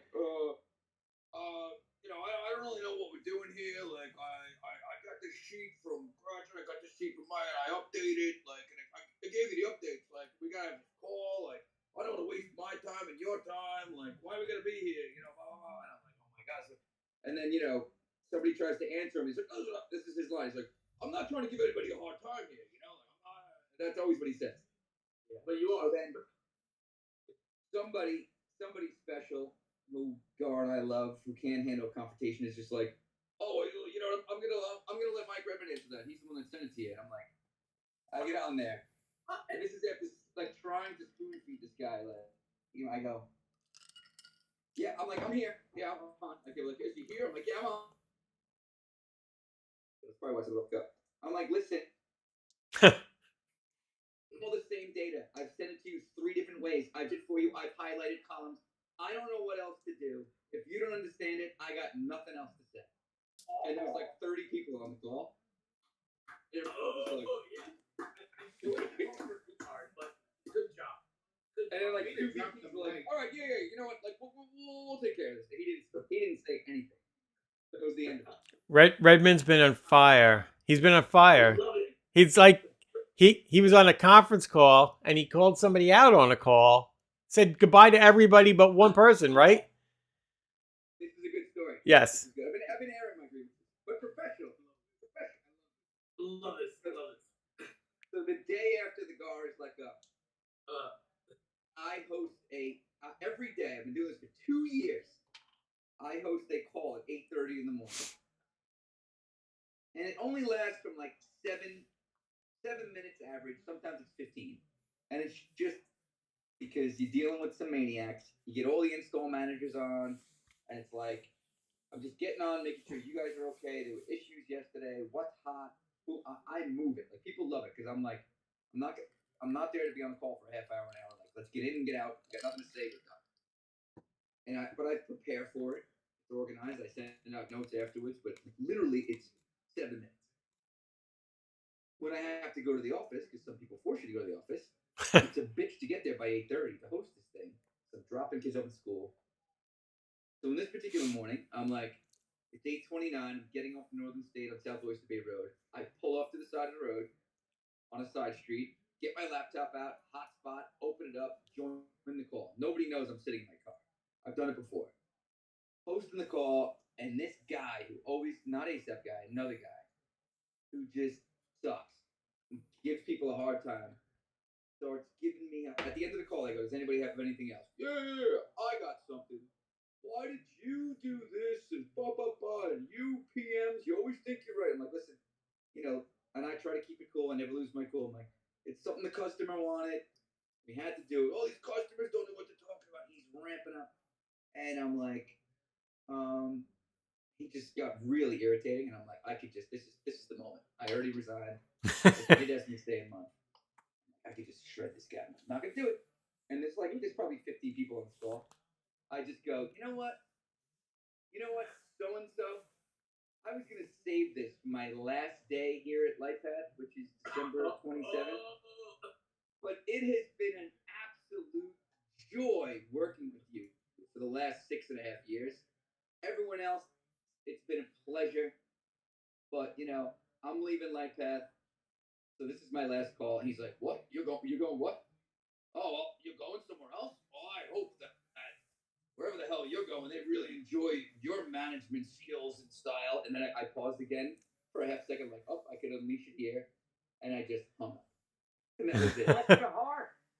I got so many phone calls afterwards and IMs from people that were on the call telling me it was the greatest thing ever, so professional. I'm always so good on those calls. How much I'll be missed.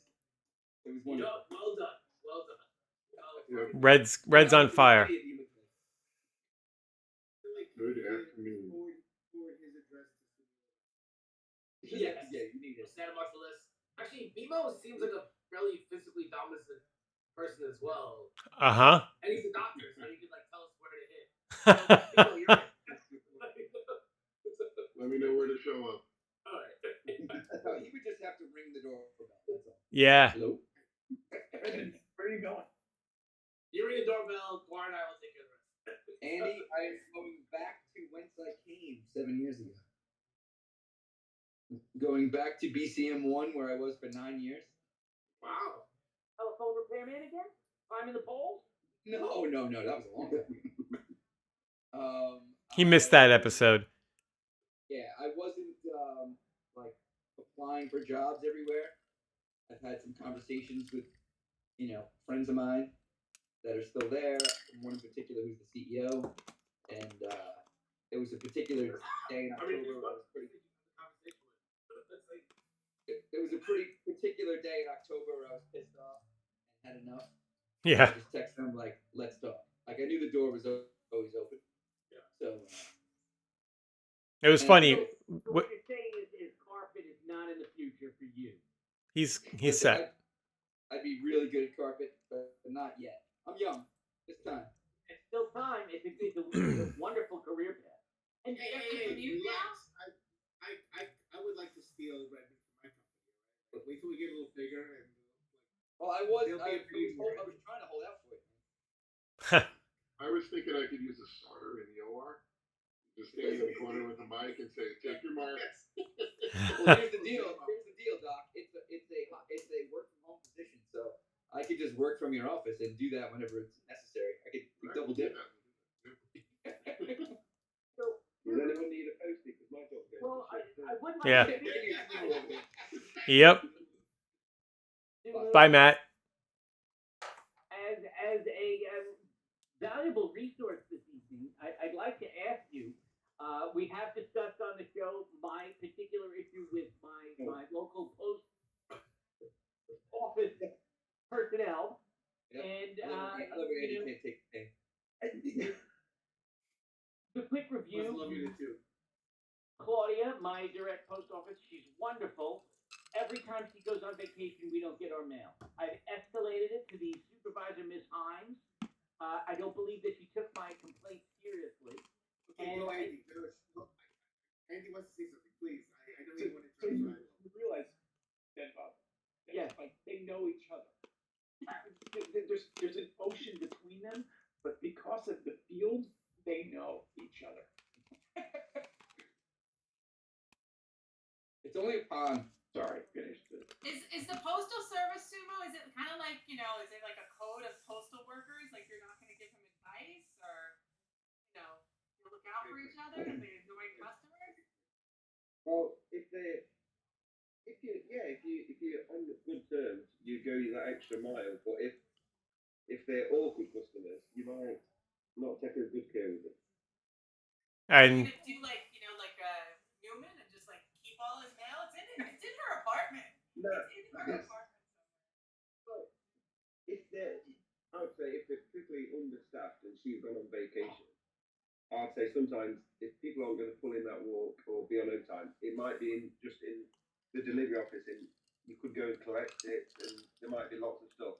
But if it's going missing in that period when she's away, then you might have some interesting mail that people might like to take. I can't imagine anything interesting there. No, carpet mail is well, yeah, no, nothing interesting to other people. I thought you was going to ask me what flooring I've got. That's why I showed you my wooden floor. So I don't think I'm in your best book. Yeah, but is that wood or is that what is that? Yeah. It's a well, Which is fine. It's a hardwood thing, but it's like not someone installed it about 20 years ago, so it's less than. Did everybody see beautiful home? Sumu's cooker? Did you see the photo of Sumu's Mm. cooker? Beautiful. I think I wept when I saw it. I was like, I want to cook out things so badly. Well, on that far right, were those induction burners there? Yeah. So, good question. Just because we've been to my brother-in-law lives in Washington, and he married a New Yorker. Wait, does he live in the state or the DC? Does he live in the West Coast? Does he live where the president lives? No, I don't think so. He lives where the mountains are, so that. Oh, so Guar used to live out in the Washington State. What Guar lived everywhere. I already know Christmas Day because that was the last time I called it. Well, my wife. So, My wife. Washington State would be like an 8-hour difference for you. Yeah, I think it's always very early. It's beautiful, by the way. If you have a chance to visit it, do it. Yeah. We've already booked up. The next time we're coming to see you guys. So. Yeah, I was gonna say you're not coming to the country. What the hell? Well, you may not end up in Ohio. When we was doing that half my wife, because when you was laughing about me is doing a pre-Christmas turkey just to practice for the big day. I did find that. And then, so we always do that. You've got we've got this range cooker, but we just assume that would be like the norm for Americans because you've got lovely big houses and so you'd have a lovely big kitchen. We do, but we don't have things like that. Whatever the hell it is. The double oven was like is not common here. It's got 4 ovens. Four of them. Yeah. Yes, Neil, you didn't see that thing. It was the craziest thing ever. What are you fucking walking around? See what's going on? Neil, you guys. It reminded me, Neil, when we landed in Ireland in February of '98. Oh. And we went to Dermot's cousin's house for dinner, and they served us hot salad. Hold on. Whoa. Go back up to the extractor. That's a freaking beautiful extractor, too, by the way. It's a bit battered now. That looks like it'll suck up small children. Now, what are you really cooking on in London? Do you guys really cook anything? Isn't it just like boiled meat and stuff? Oh, sorry. It creates a lot of steam. Be quiet, because I'll be quiet as everyone. Now, Sumo, That's your like the norm. Frozen. Yeah. Fortunately for While he's frozen, I'm gonna try sign off. Happy Festivus, everybody. Happy Festivus. Happy Bye, Rebecca. Great Hey, seeing before you. you go, Rebecca, I'd like your input on this as well, because I wanted to talk to Andy while Suma's logging back in. Andy, Yeah, so I started to talk about your packing before you left, and it's just some things that are pet peeves of mine. I wonder if you're going to encounter them in the next couple of days. So Rebecca, you got 30 minutes? I'm a big fan of packing the night before. I want the next morning. I want to walk out with whatever thing I'm noshing on in the car. Probably not nuts because I try to go the entire trip without eating. And I want it done. My wife, on the other hand, she packs until after I'm already in the car. She's still packing. Oh, she's packing food. Listen, we're leaving early in the morning. I mean, the only thing that's not packed is the final electronics. And that's more or less where we're at right now. We just have a couple little things that we're gonna Like pack in the morning. a well-oiled travel machine. Yeah, AIS, ass and seats. Like we do have a time. With acting. Yeah, the kids are all packed because they're going to school, and then we're basically going straight from there. You know what I do? Another pet peeve. I don't unpack my suitcase You from do. Buffalo. So literally, my suitcase from Buffalo is still at the foot of my bed with clothes in it for Aruba. I got a new suitcase, so I have to start. I think, Mike, I don't know if you've like looked at the weather, but I think it might be a little different than Buffalo. Mm. Yeah, no, I'll pull things out. But the t-shirt, still some clean maybe clean underwear. Who cares? I'm going to Aruba. There's a bathing suit. Bathing suits will be fine, but the winter wear will not be needed. No, I always bring a bathing suit to any hotel I go to in case I want to use the pool. I never do, but I want to have the option. Hey, Dennis, what did you need from me? So I just wanted to hearing your opinion on how do you pack. Are you a pack the night before, or are you last minute Nelly throwing things in the bag before you get in the car? Well, I think the relevant question too is what the packing personalities are of the other people in your home. Well, what's your But personality? you can dictate that, Rebecca, and I have a follow-up question. So the problem is that if you have people who are not good at the packing, then you end up packing for all of them. So while everyone else is sleeping, you're like up there packing for everybody else. Yeah. And so, you're like holding things on the bed, rolling things up, putting them in the suitcase. And then, you get to the car. Oh, did you pack this, Mom? Did you pack this, Mom? Did you pack this? Did you pack that? And, Oh, I hate the reminder conversation.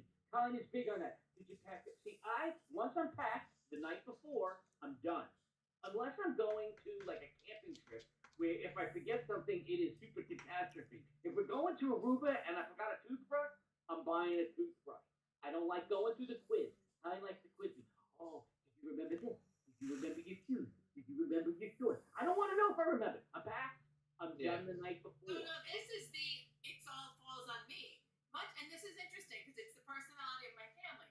Much like the fact that my husband is Catholic, I am Jewish. We celebrate both. Before the kids were Congratulations, that's wonderful how you get along like that. So one of the things. Keep going, Rebecca, please. One of the things said to me, well, since you're Jewish, you get the Hanukkah presents, and Dad's Catholic, so he must buy all the Christmas presents. Again, not true. I do the packing, I do the shopping. I have a question. What does your husband do for the family? Cooks, does a lot of cleaning. Oh, he's a cook. He is a chef. That's true. Yeah, he does a lot. I I like just it. interject and say I would like to pass some time over to Andy. He's got like 10 follow-up questions. You have to help Andy get in. You have to get ready. That's my job. I'm getting Andy in. I also have so many questions, but I think I So, prefer to Andy. Give Andy a minute. So Mike knows. I'm going to see my in-laws. They're divorced. They live on separate coasts of Florida. So Mike knows them to some extent. I know them both. Rebecca, do you have any need for a fur coat? Forklift? So my father-in-law has. I'll take the Not a forklift, a fur coat. I'll take the Yeah, forklift. my father-in-law has like 40 fur coats, and we're What? trying to get rid of. Yes.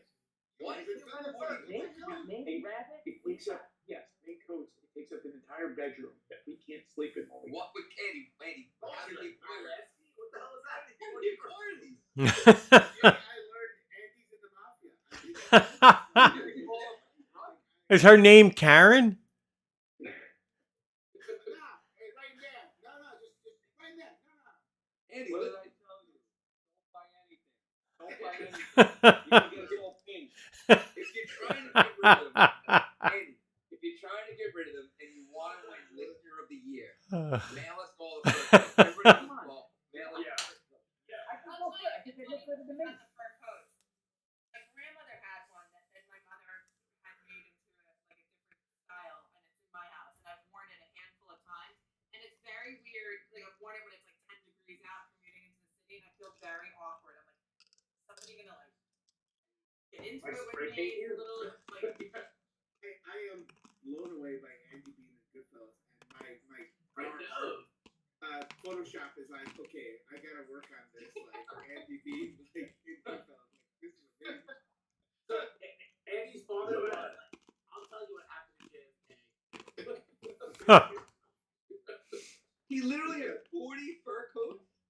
Easily. It's an entire bedroom. Can you make them into a blanket, maybe, or a few blankets in the house? We're trying to sell them. You know, I heard that I heard Gary's having trouble paying the heat. And Mike, he's got a bright yellow Corvette. I knew about his cars. Not surprised. Yeah, I knew about that. Your in-laws are started to say that they're on opposite coasts of Florida. That you spend 3 days with one, 3 days with the other. How does that work out? They don't speak to each other. There's no That's group. basically what we're doing, and it works out well because I don't have to spend a week with either of them. You get tired of them. You spend 2-3 days, you get tired of them, you move on. I can see how that would be better. That's actually a great plan. Yeah, it's a great plan. That works out really well. A great part about being divorced is not having to spend time with the in-laws and the rest of the family. It's like I used to be like Soundgarden put a fucking nail through my brain after like one day. Good point. Sunil, you are divorced. How many fur coats do you have? I have 41 actually. So So yeah, I'd like to speak with you as well. You have posted some amazing vacation pictures to some extremely exotic places. yeah, like Or places that English people go. Yeah. This guy was back by Romania. Who went to Romania? How did you pick Romania? well, Oh, you that's said like Sunil. that's I thought you said English. Sorry. Yeah, it's well, how did I pick Romania? Yeah. I mean, I wanted to go to Eastern Europe, and I saw pretty pictures on Instagram. So there we go. Like clicking through Instagram, you see a pretty picture, you're like, oh, I'm gonna go there. That's pretty the much. joy of being single. It's like, fuck it, I'm going. Now you go by you vacation by yourself. Yeah, totally. That's the only way. It's the only way to do it. And then you like go to Romanian bars and just be like, hi, I'm Sunil. He essentially brings concentrated Sunil to the masses. Like this is an important thing. Like Sunil is the United States' greatest export. Oh wow! We send it everywhere, and people get a taste of it. And that's it. No, I think it's remarkable, and I love it. And I love how you use TikTok to establish your next vacation. I don't think anyone said TikTok, but that's fine. You know, the thing that you sit through. My whole approach is that I land, and then just shit starts happening, and then okay, let's just go with it. You know?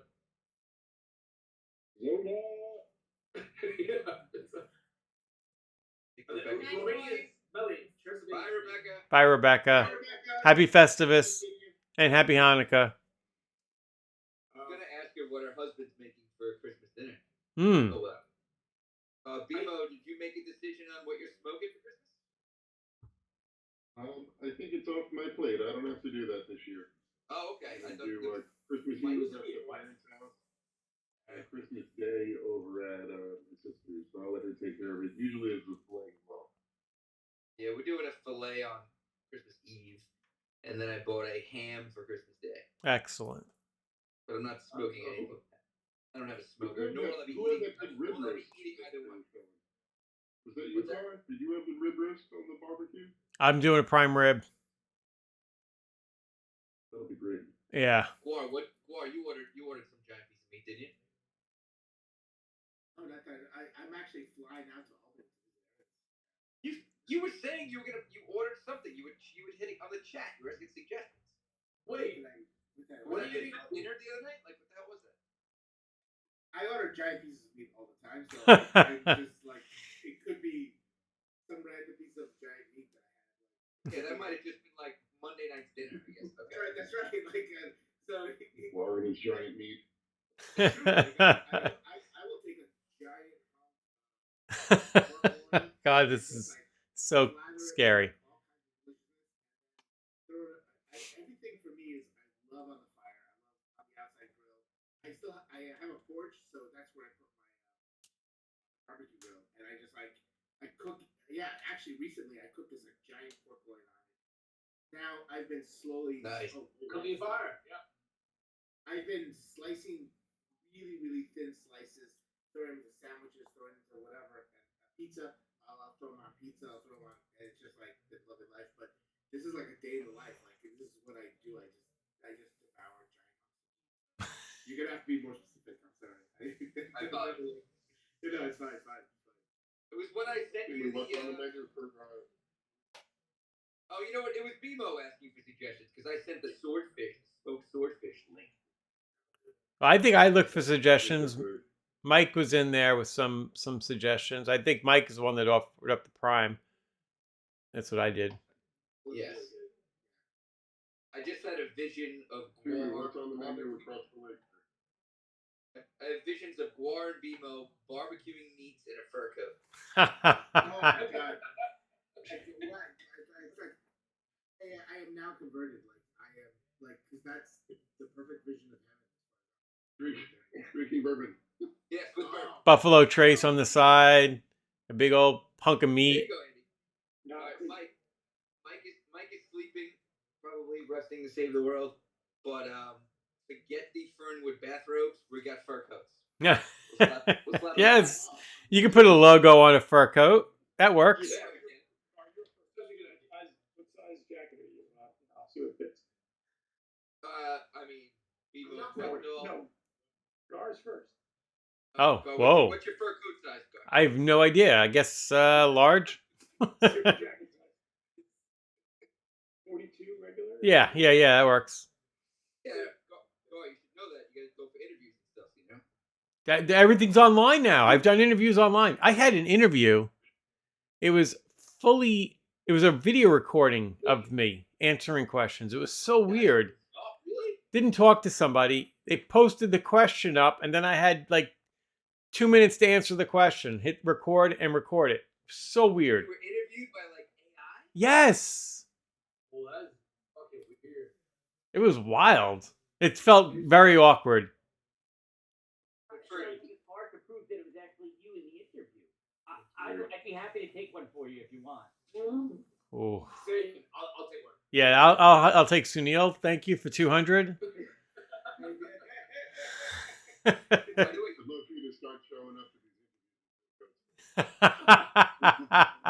Andy, honestly, if you could liberate a few fur coats. Gar, let me interview for you the whole way through. Get the job, and then you just show up at the job. We'll ghost them. We could be like that guy that just won in Santos, is it? We could be like Santos. He just made up a resume and he got elected. Oh, you guys got that in Ohio? No, I didn't know about that. North Shore, he's a North Shore guy. Yeah. He invented his whole life, and like no one checked about it. Like there's a quick Google search will like show you like he's full of shit. And this guy like pretended So to be. It just gets worse and worse. You're like he went to this college he never went to, and he went to NYU for Goldman Sachs, he says he worked at. He never worked at Goldman Sachs. And People then, who died. in fact, while he was in college, supposedly in college, he was actually in Brazil, taking care of his I think his mom or his dad was taking care of somebody, and he was helping along. And I'm like, okay, that's not too bad. He's like, and then he stole from that person, and you're like, oh my god, this guy's insane. Like, his whole story is insane. I'm surprised. He got elected. Like, I'm surprised he didn't own the Islanders. Him and Spano. The funny thing about that is you're not going to take him out. I know he's staying in. no way. This. This is how it goes now. Like, What I love is that he was elected by the most highly educated, most wealthiest part of Long Island. Yeah. Sure. Glen Cove, right? Yeah.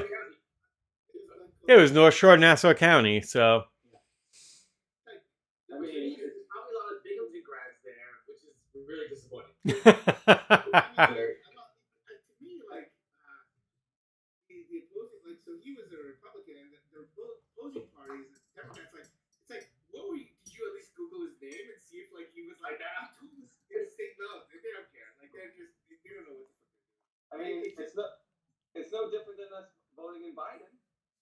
But no, it's a lot. Yeah. It's a lot different. Like I don't know. I did this. Look, I mean, say what you will about Biden, but like this guy That he admits to have lied during his career. to lie is one thing.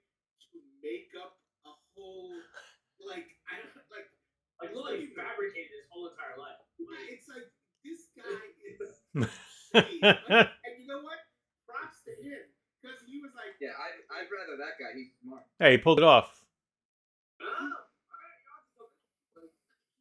I'm just beyond like whatever. It's par for the course now. It's like okay, fine. No different at any level, at any country. I mean, in any county, at any state Yep. level, or obviously the federal, government. This It's all guy, wrong. this guy It's all was vague. like, hey, there's levels, right? Like this guy's a different level. Well, this guy's just got the biggest balls. Yeah. And he also got caught. How many guys are lying? Well, you know what's funny? He really hasn't been caught yet. There's just everybody's like, we don't have any evidence that he did this, and this, all this stuff that's on his resume. So he's really not caught. You know what I A mean? couple of things that really contradict each other, but like I actually have a question for Subu, the Englishman. If he's listening, I think he's on mute. Well, you can hear when he's on mute. All right. How do people feel in England now that an Indian person is running the entire show? Oh, good question. I think he's not a. It's not that he's not a white. He's a Tory, which is just they're just for the elite anyway. So He is elite. He's had a video where he's got an interview and he's talking about. And when I was talking to my middle class friends, and then he says, "Oh, I haven't got any middle class friends." So it's more.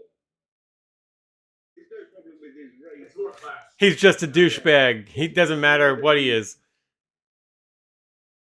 It's more of a class thing than anything else. Oh yeah. Does he have a short boat? Does he? But there's a sort of people that Which actually, Subu, I gotta ask you a question. For all the Indians and Pakis in England, don't say that one. how come none of them play for the soccer team or the rugby team? Well, I think They play cricket. cricket is massive here. So cricket is a massive. So I assume a lot of them are probably third generation Indian or where. So I would assume that their family will push them that way because in India, cricket is cricket's life. massive. Yeah. So, but they have like some of the best players in the world. But also, I could say that I would say over the last 20 years, like since 2000, it was probably a lot harder for ethnic people to come through just because people call it banter, but nowadays it's probably, I'm only having a laugh, but it's racism really, if you know what I mean. So where people would say, "Oh, I'm just joking with you," but it would be constant. Like there's been a big scandal for cricket, like Yorkshire cricket, where they just say that it's just like natural, like we're just busting balls sort of thing, but it's just constant. So it just grinds you down, and these people, and they never feel like they're not given credit for any of their talent. It's just you're making up the numbers. So, but I agree with you. There should be more. But as I say, it's probably like I think cricket is there first, and the sports aren't really comparable, are they? Right. No, they're not. Different type of sport. One of the things I love about the English rugby team is that their captain, number 6, Nigerian guy. Like, holy shit, what a fucking player! Like, we had Twigamala, and we have all these South Polynesians, and if you've been in England for 3 or 4 years, they suddenly qualify to play for England, which is fine. You guys are like approaching, like the French are their football and rugby team getting there, are like an all-star ex-colonial team. It's team is like 9 Arabs and Africans and like 2 white guys. The French World Cup team. And England's getting there. Technically the worst Like, team ever. good on you. The reason why Morocco made it as far as they did is because they're basically the French B team. Well, it's the French, like they have like it's all over their roster, and they have like a really ethnically diverse team. Like it's and yeah, like I think that's great. Like, Oh geez. And to lose to a white racist Argentine Latin American team, just an atrocity. Nazi coddlers. They're not racist. They're not. They're different. Not one of these South Americans. Come on, this fine line there. It's terrible. It's terrible. Like racist is a very broad thing. Nazi, that's a specific thing. Yeah, that works. Did you see that? I mean, I watched low-level racist. I watched all those. I watched that show on his channel, Finding Hitler. I watched. You know that I love a good conspiracy. Oh my god, yeah. Argentina is the way that place came up through the 20th century is that's a wild story, man. That's a wild story. And there's a reason why there's McAllister's in there. I traveled there for 3 weeks. Oh my I goodness. traveled there for 3 weeks, and it's literally the world's like stupidest country. Like, I don't know about that. Oh my god. No, they are. They're the dumbest country. Shots fired. Did you see that? They're like Zach Wilson, right? Like they have all the guys in the world, and they're a bunch of fucking retards. Fraser's loving this part of the episode. Absolute fucking retards. Like why they're not good country? Just because like they want to be communists, they're not even good at it. But that's how bad they are. Yeah, but they throw a great parade. He's been like dying to get some. Let's go to Bosco's corner. We're going to Jet Bob's corner. I have my own interpretation. By the way, my screen, Andy and Bosco are next to each other, and it's Me too. I feel like Andy has something to say. No, we're going to Bosco first. Okay. I have a question to Sumu. I'd like to know what the thoughts are across the pond about Prince Harry and Meghan Markle leaving the royal That's a family. good question because it's the number 2 Netflix show right now. Really? Neil just left. He refuses to answer. I will just like, either way, Andy's got some serious guns. All right. Whoa! I don't see Andy's video feed. Does he got the video on? All right, Sumu, go ahead. But I will listen. Sumu, Meghan Markle's, go ahead. Well, to be honest, there's not much traction over here because it's just publicity. But I do agree that it was an old organisation that she came into. That's what I consider it. It's a profit-making scheme. This royal family, they bring a lot in, but they take a lot the other way.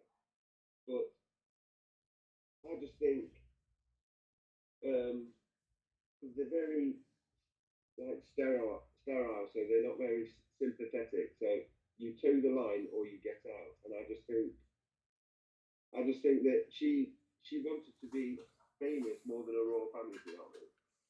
I agree. But I've got no issues either way. I think they're out to make a pretty penny. I don't think it will last that long. But I don't understand the obsession with the royal family personally.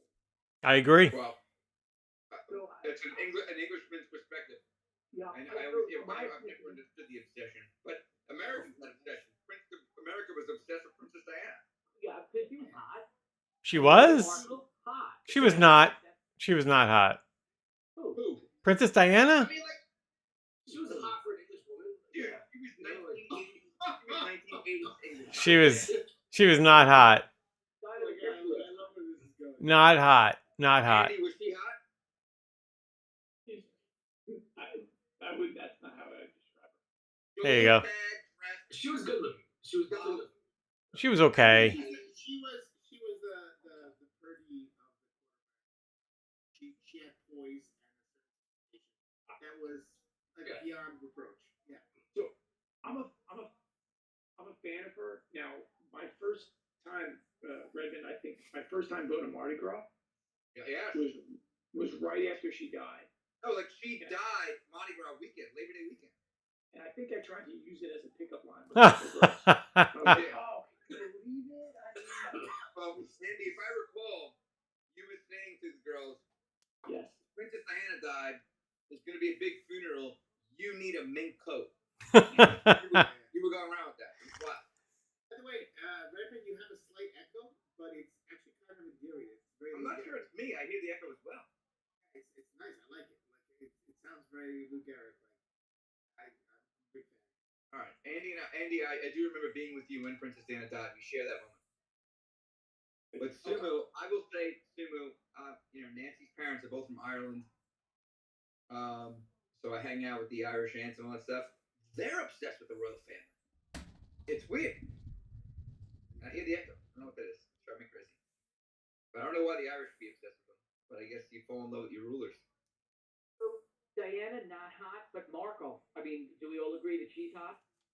I find Diana hotter than Markle. I don't know. Nope. That's a good question. Physically attractive, yes. Yeah, they're two different women. Physically, of course, physically. Is But there any other type of hot? You got Zoda, what do you think? I'm scrolling down to Zoda. By the way, Zoda is the only guy with a full screen on my phone. Great. Somebody mentioned it. I'm not sure who, but attractiveness. Princess Diana, she was attractive. I wouldn't use the word hot. Yep. But if you don't think she's attractive, Totally attractive. I don't know what we're talking about. You know what I mean? Like, I mean, really? Yeah, And Meghan a Markle. white stick video. I get it. Right. She also had very Among good British teeth women, for I think she's hot. I mean, look who she's coming after. Meghan Markle The on Queen? the what was the show?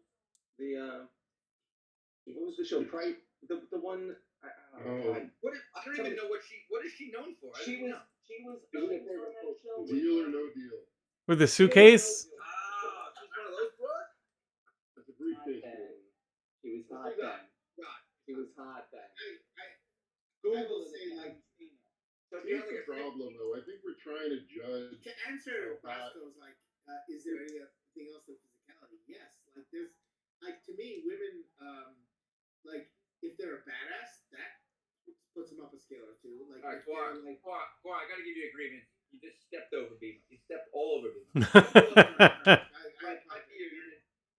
Bimo It might be one of the people I would stop for. It's okay.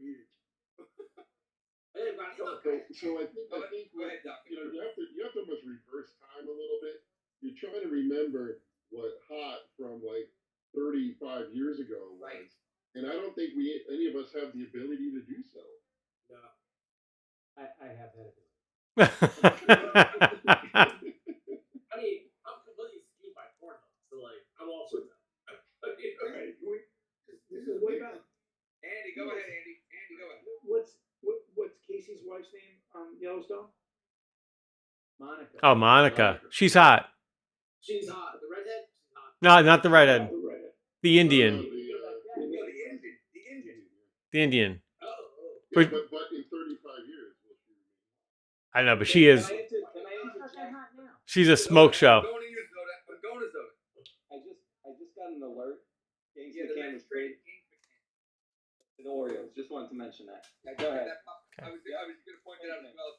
That's great because he did nothing. As you were. I think Monica's the hottest one on the show. I love the daughter. I love the sloppy, crazy daughter. Beth, nah, she's okay. I like some of Dude, the chicks in the bunker.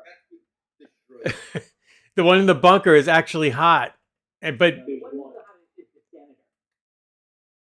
she's very attractive, the senator. Moscow, But the one in the bunk, when you see her do the commercials or the pieces in between the show, she's actually hot. How about the Barrow Girls from the first couple seasons? The which ones? Barrow Girls. But not perfect, which is very interesting. Because if you really looked at them, they had something wrong with them. But I still thought they were hot. Yeah. Yeah, but put him in a It's like you, but you're not hot. Not me. Correct. Correct. They just need a mink coat. By the way, I'm always vision Sumu delivering mail in Nottingham in a fur coat. Yes. And his shorts. And his shorts. You ready? Soon Sumu. after Christmas, you may lose some tips. Right. Sumu at the first Forest home game in 2023 in an Islander jersey and a fur coat. Question. Oh, It's tip time. I don't know if they tip in Great Britain. Great question. How do you look at different houses as they tip you? Do you rate it against each other? Do you Yeah. like hold the order of your route because of a good tipper? And do they tip? Is that common? yeah, very well. I think it's a generational thing. I think it is dying out. Andy. I've been here 25 years and I've waned, but you go back the next day and everyone says, "Oh, I got a tip off so and so." Oh, and if someone else used to be on that round, they go, "Oh, they never used to tip me." And I'll say you do get some people that are very generous and you do go that extra bit. So, like, say, when I was on residential, because now I work in our city centre, so and companies don't seem to tip as much as residential. Yeah. Why'd you do that?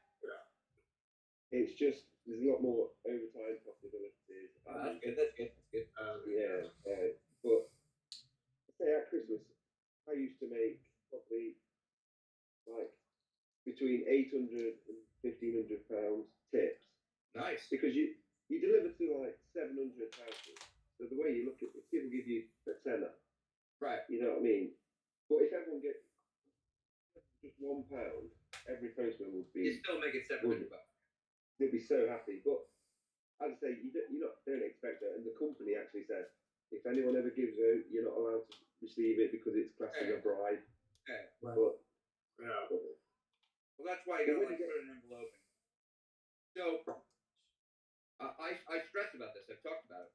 What should I give my postie for Christmas for the holidays? A tenner. We think we just saw it. I don't know if that's what he meant. He just said if Well, they no, even you gave me. can't use the UK as the That's scale also for pound. No, but according to Bosco, you can because they're in the same profession, and even though they're across the ocean, Well, it why doesn't would you matter. listen to Bosco to begin with? According to Like, Bosco, is a terrible reason. All right, Sumo, what do you think I should give my That's all postie? frozen for me. well, I think if you like you've had a good service. My guy is great. He's been with me for like 6 years, solid. Cato loves him, barks at him like a maniac every day, wags his tail. He takes care of the packages. Like I'm running around the neighborhood, he gives me a wave. Like we're personal. I would say like the equivalent of the price of a case of beer. It's like there you go and enjoy yourself for Christmas. You know what I mean, nothing. And but like when you're saying you tip all of the The garbage man. yeah you wouldn't give all of them a separate tip. You just like because there'd be a crew, wouldn't they? So you would hope that they would pull it all together and then share it out amongst them. You wouldn't have to give every single one. I think I'm gonna up.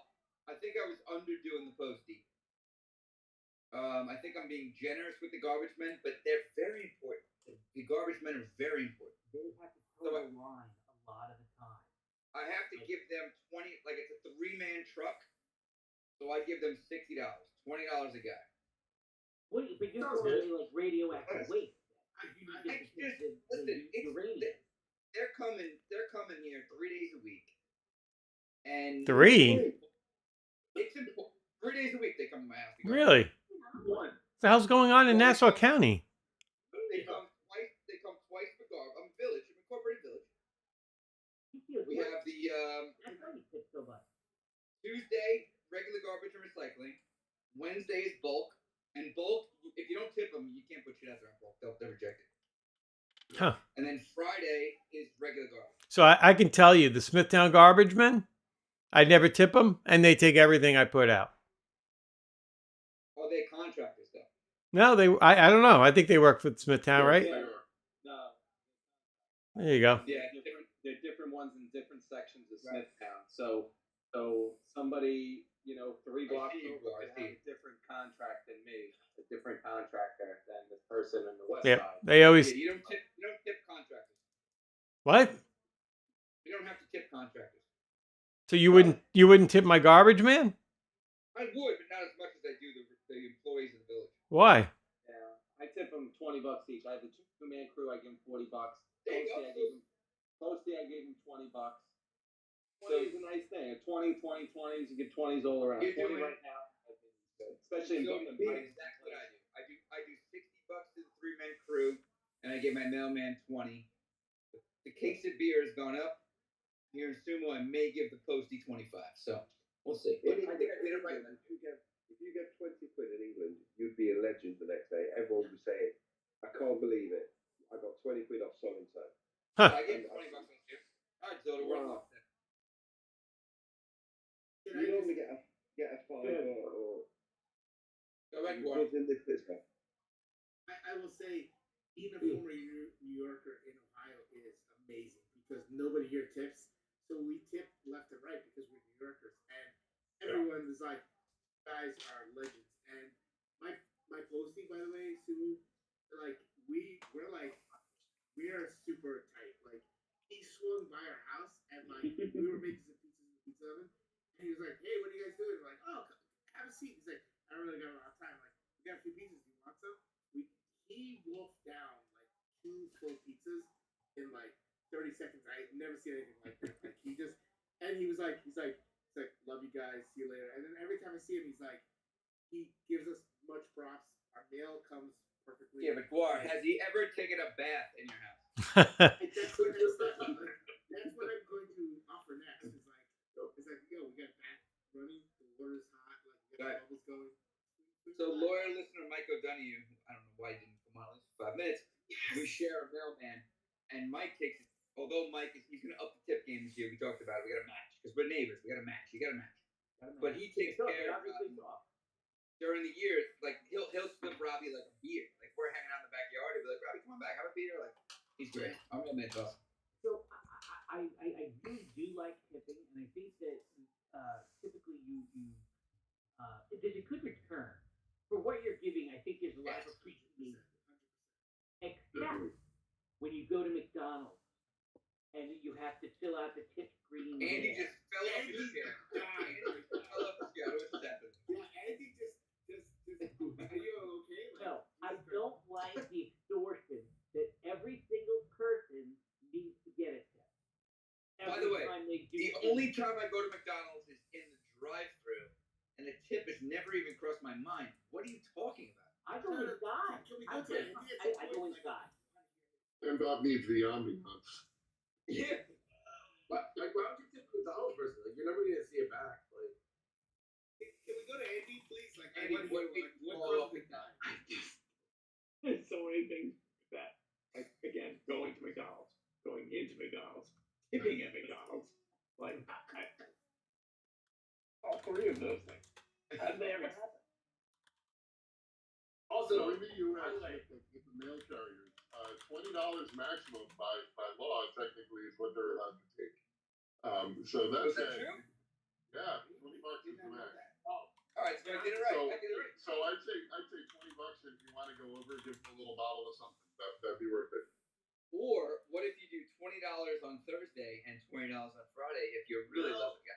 no, you guys are missing the whole entire Too much opportunity here. Yeah. $20 is the max. You give them 100, and then you own them. Like, at that point, they're yours. You'd be like, "I'll take out my garbage." That's You know, actually a move. Sunil, Andy should do that because Andy's gonna be stuffing fur coats in his mailbox with a flag up with my address on it. That's true. Then it's time out.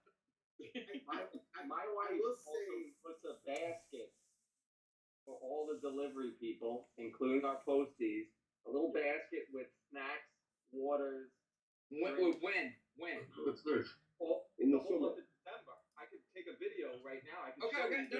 Listen, I'm joking. I'm generous. I thought you meant all year. That's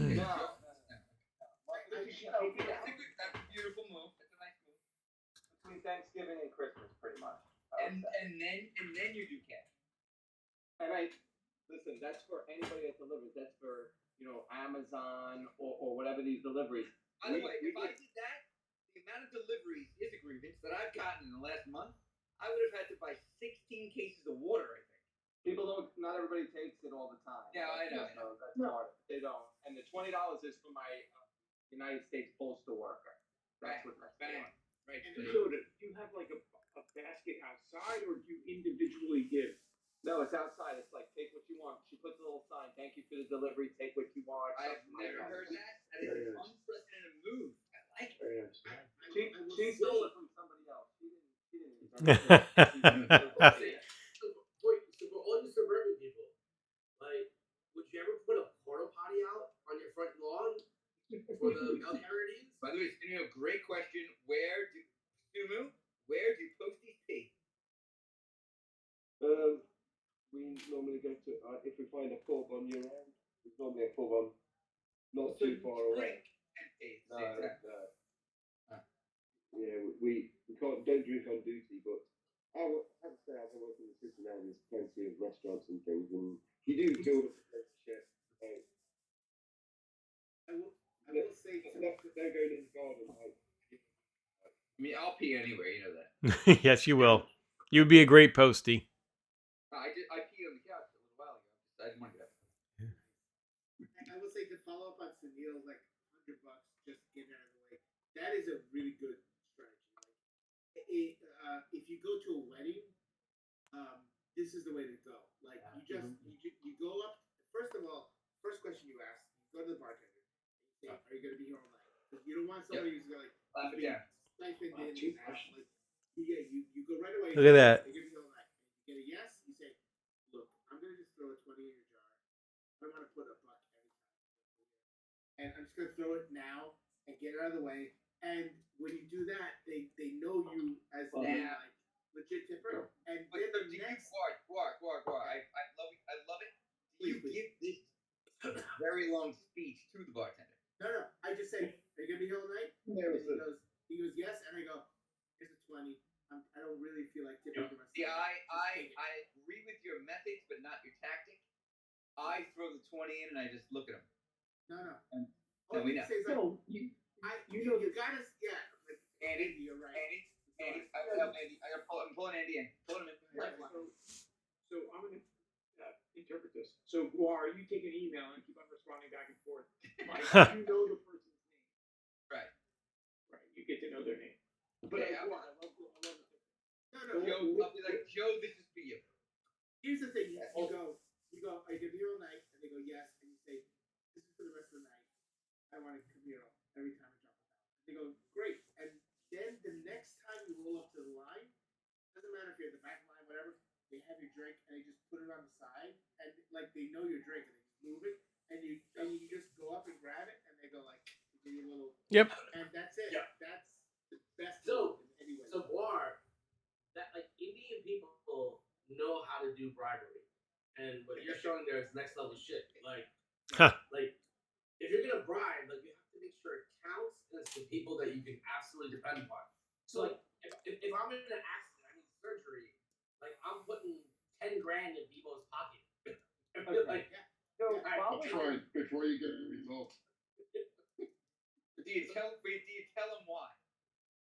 no, he knows why. So you're with me. You're with me. You're with me. You tell him why. Yeah. Because the next time you show up, you're not gonna drop another 20. Just tell them like, "Look, I just want to take care of it." Yeah. Now. Like, and you know what?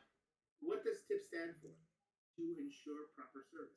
Actually, That's I what we're doing. might just start sending Bebo money Tips. now.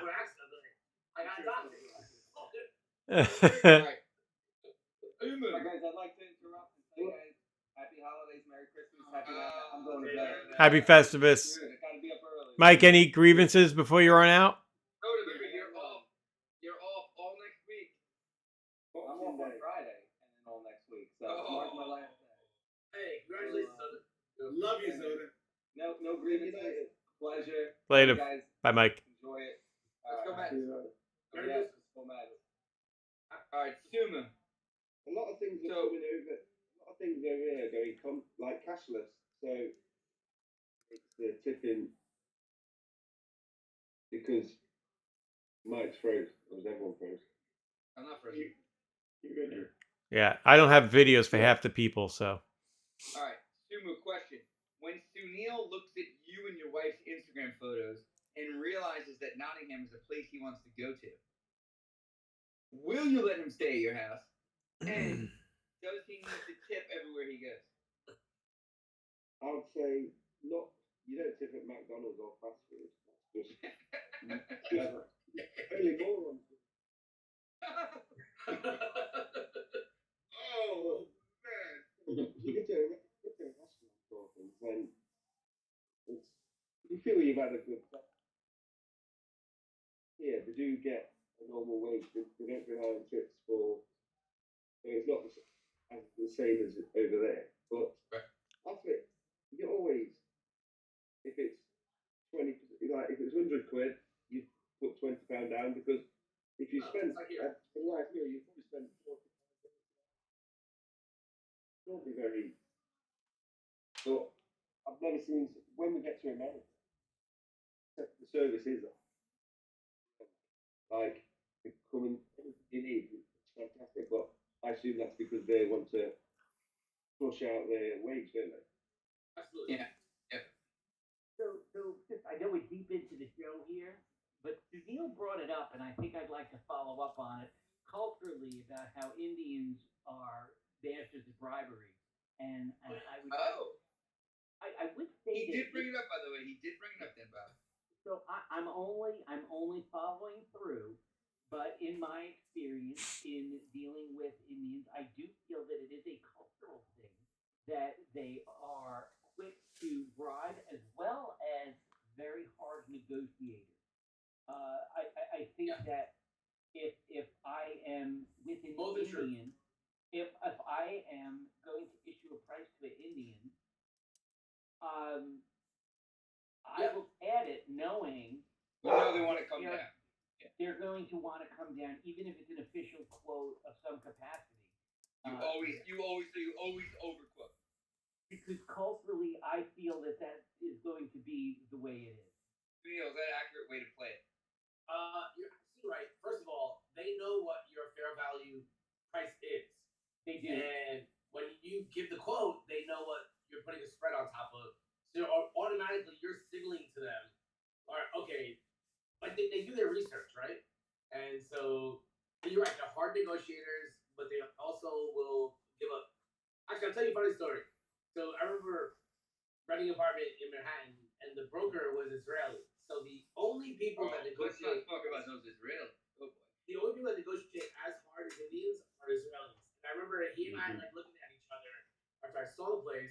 I was like, yeah, I like it. And I'm like, how much is the rent? He's like, it's this much. And we both like literally just stopped and looked at each other. And he goes, okay, look, you're Indian, I'm Israeli. What's the fair price for you? I was like, hey, all right, 2,100 a month. He's like, can't do 21. Can you do 22? I was like, fine, we're done. But it was like a Mexican standoff. It was hilarious. You guys saved yourself 2 days of work. Actually, I should probably do the Israeli. Anton's like, how much do you need? You pay 22. I've had guys come into the I office can pay trying to 22. negotiate their surgeries down. It's amazing. So Bosco, there you go. Hopefully that story gives you some insight. Thank you, sir.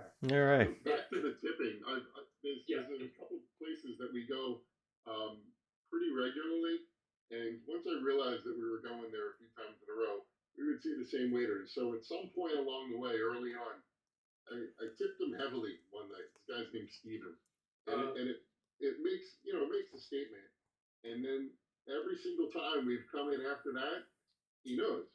So as soon as we run in, he like runs right over the table, like the regular drinks, yes, and they're there in 2 seconds. It's awesome. They're putting in for like VIP courses for us, like things that are not on the menu that he's getting from the chef. And he's bringing out before he even takes our order. And then come like dessert time, he knows to take the price of the desserts off the menu. He's like, oh, they're on me tonight, because in reality, that money's coming right back to him. I'm going to tip him the same as what I would tip him on a regular bill, and he's going to see that in his pockets. Great strategy on the waiter's part. It's great. Feel I that love you set a greasing the precedent. wheels. Greasing the wheels is so much fun. You feel that you set a precedent, Brian, that going forward, every time you have to tip that, well, I'm not going to tip you as much as I normally would. Well, sure. I mean, I think that's appropriate, but I've never seen the service scale up. But speaking of that, it's a good story. My partner who you've met, he's actually put out there like if he goes out to like a nice steakhouse and he'll tell his kids, he's like, look, we're gonna start with like a 20% tip or whatever it is, and every mistake they make, we're gonna subtract 1%. We'll see where they land at the end of the night. It's a great strategy. Yeah. So the kids will start saying, he's like, oh, that's -2, Pop. Well, I have a good bribing story. Peter Luger's. Like, this is the same guy who's makes me there. Like, since Red Man, since we went when we were in high school. Oh, sorry. And we're not talking about the Long Island Peter Luger's. That doesn't count. What about day today? And so, and I remember, like years ago, I go in there, like, it was kind of tight. Like, 2 extra people showed up, and I'm like, hey, guys, table 4, but I got 6 people coming. And he's like, all right, I'll see what I can do. Give him 100, right? 4 years later, have a date, and I showed up on the wrong night, right? Like literally, I fucked up. Literally fucked up, and he doesn't remember. I'm pretty sure he doesn't remember the tip exactly, but he remembers me and remembers that he likes me. And I was like, hey, dude, like, I fucked up. I got a date. Like, can you find me a table? He's like, I kind of remember you. Just give me 10 minutes. He's like, go to the bar, tell the tricks on me. And I was like, really? All right. Wow. Okay. You know, and actually, he like looks over and points at the bartender, and like does some kind of hand motion, right? And yeah, so I got a table right then and there. So like greasing people works. Like it goes on for years. Well, 2 things. Either whenever I go there, years later, he still recognizes me. He's like, he thought you were Franco Harris, or he thought he was just like, these Indian guys are a pain in the ass. I'm gonna Look, I've been on both sides of this equation, and I will tell you, like, I've tipped like crazy. Like, when you're a restaurant person, like, you work like when everyone else parties. So the only time I go out is on a Monday night, which is like dead in the restaurant ever. And I would go to these restaurants, and I would tip like crazy because I'm in the business. And like people said, you walk in and you get the gold cart, like the red carpet. Everyone rolls it out. They're like, the chef is like, the chef prepared something special for you. Here you go, and like everyone knows you, everyone takes care of you because in essence you're like making their night. Like, and I see you, Bosco. Yeah. Like, but on the other side of the fence, and this is something that you guys may not be aware of. If you are a good waiter, Sunil, you're a guy. Like, if he's worth his salt as a waiter, he knows you're a fucking good tipper. Like, when you come in and you're like, yeah. You drop 100 just for keeping the ice cubes cold. Like, this is a guy you want to take care of. The world of bribery equals like what you want is no better personified within the restaurant. And you walk in, 100%. Yeah, these people walk in. Like, I mean, you know better than I do. Yeah, that's my experience. A customer like Sunil walks in, and it's like he gets special treatment. Like, everyone's like, hey, everyone's like, I know what you want. I don't care. Come here, Sunil. Like, because this guy will make your night, and you take care of him. You buy him drinks at the bar. Sit him down, like you make sure, and you know what? Everybody wins because Sunil walks in with the girl. Bosco was not done. Go ahead, Bosco. We've established the effectiveness of ATIP, but now I want to talk about this. How much of an impact does a cash tip, as opposed to lumping it in on the credit card, impact the service person? I will ask this question. A tip is a tip. If it's a big tip, it's a big tip. But cash is a little nicer because there's like some less tax. Right. It depends on how you do taxes. Like, it's a little nicer. It's not that big of a difference, though, right? It's not that exactly. 100%. I'll be right back. Like, I'll be able to hear. Like, honestly, like, you tip big with credit card, you're a big tipper. Like, nobody cares. Like, it's like little tiny errors. But I'm a 20% tipper on a credit card all the time. I'm okay, right? I'm not expecting BMO treatment. You're super okay. You're super fine. Yeah. Like, if you walk into a place like Sunil just mentioned, and you just drop. You start dropping bills. Yeah. And you start dropping bills, like, you get noticed. And next time you come in, and again, if you're a good waiter, you know this. Like you make a mark. You go, okay, this guy is for real. Next time he shows up, he's like, look, I got a girl I need to impress. You're like, all right, like I'm gonna make. Yeah, I think if you want to go back to the same place, sounds like BMO's doing that. You do want to establish your place in the hierarchy. Unfortunately, then I've been on the other side as a customer. Then you always kind of have to tip high because then if you don't, I was gonna ask BMO that you can't let up. You gotta. The thing, like I've tipped like high percentages, like 30%, whatever. And then the next time you show up, you're like, I'm gonna tip 25%. Like, is everything okay? And so there is a little bit of that. That's what I was going to say. I was going to say, if, say for a postman, if you give him 100 quid, and then we've already established at 20 quid, people are buzzing about it. But the next year you give him 50 quid. He'll be like, even though that's amazing, thinking, I got 100 last year, now I've got 50. Right. Oh yeah, it's a balance, right? It's a balance. You have to be careful with that. True.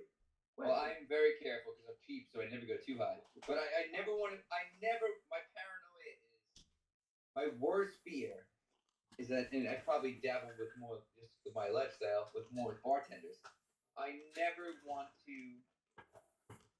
undertip. Like that is my biggest fear. I don't want to be that guy. I do not As an want to be American, that guy. it's pretty unlikely that you can undertip. Agreed. I guess I'm just like that's to me, and also because I appreciate what they do, and I'm trying to do the right thing. I'm not rich, so I can't just be throwing bills around. But I always want to be right, you know. But I got a question. Yeah. You threw out a percentage. You said I tip 20%. On a dinner, I start at 20. If I like them, I'll give a little more. Are you tipping after the tax or are you tipping before the tax? Oh, it's a good question. I always tip after tax, but like I'm trying to remember because I hate checks. I'm usually like, Nancy, tell me what it is. Okay, so if you would typically say, let's say you went to dinner in Suffolk County with taxes 8.5%. I think I'm at. I don't know. I can't swear to it. If you had $100 bill, your tax would be $8.50. Right. For a total of $108.50. Would you tip what? What would the tip be? Oh God, math homework. Bottom of the check is. So you tip on the 108. Yeah. The only time I think about it is when I've got bad service. True, Andy. good point. No, but I just have this like weird phobia. Like I don't want to be the guy that fucks the waiter. Like I have a weird thing. But remember when 15% was the normal number? Like it used to be tell my kids 15%. Like my kids go out to like they'll go to the diner or whatever. I'm like, I'm trying to teach them. Like, I mean, 15% is the minimum, but I'm like, like they go off like French fries. I'm like, just make sure it's this. I'm trying to teach them the math. I think 15 to 20 is still the norm. But like, if you're going out to dinner with your family, if you only gave 15, you're making a statement like it wasn't good enough. I think. You guys go to the casa. Let me give you like a casa tip. Like, talk to my sister Deli. Tell her like, hey, your brother Lou sent. If you say Gore, she understands who Gore is. But like, if you say your brother Lou sent me, he says, give me the. so amigo de what? To have the coffee liqueur. My parents smuggle in this homemade coffee liquor from Spain every year. They bring like a whole luggage full of this shit, and it's basically like homemade from this old lady who makes this like. Why didn't we have that on Thanksgiving? What did we do wrong? Well, You might go blind. You did nothing wrong. But like, honestly, like the problem with this stuff is it's homemade and it'll give you hard. But it's really good and like for the moment it's pretty good. So next time you guys go to the casa. Well, I heard Gary's free tomorrow afternoon for lunch. Funny enough, I'm free for the next few afternoons. I'll have the coffee liqueur and like it'll be in like a 2-liter bottle. You know what? I actually have Monday off. I'm going to go to the casa and I say, soy de amigo de su hijo. You don't happen to have off. It's Christmas. It's the holiday. Everyone's off. No, Monday. Monday's not the well, I guess Monday we celebrate. That's Boxing Day. Well, we're all off for Boxing Day this year. Yes. We celebrate with England. If you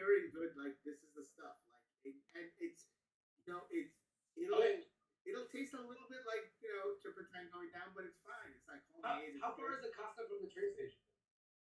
Well, it's like you can go to Kings Park. It's 15 minutes, 10 minutes, but it's not a lot of trains there. I went to Deer Park, and it was Oh like shit! 20 So minutes. we're out in Suffolk.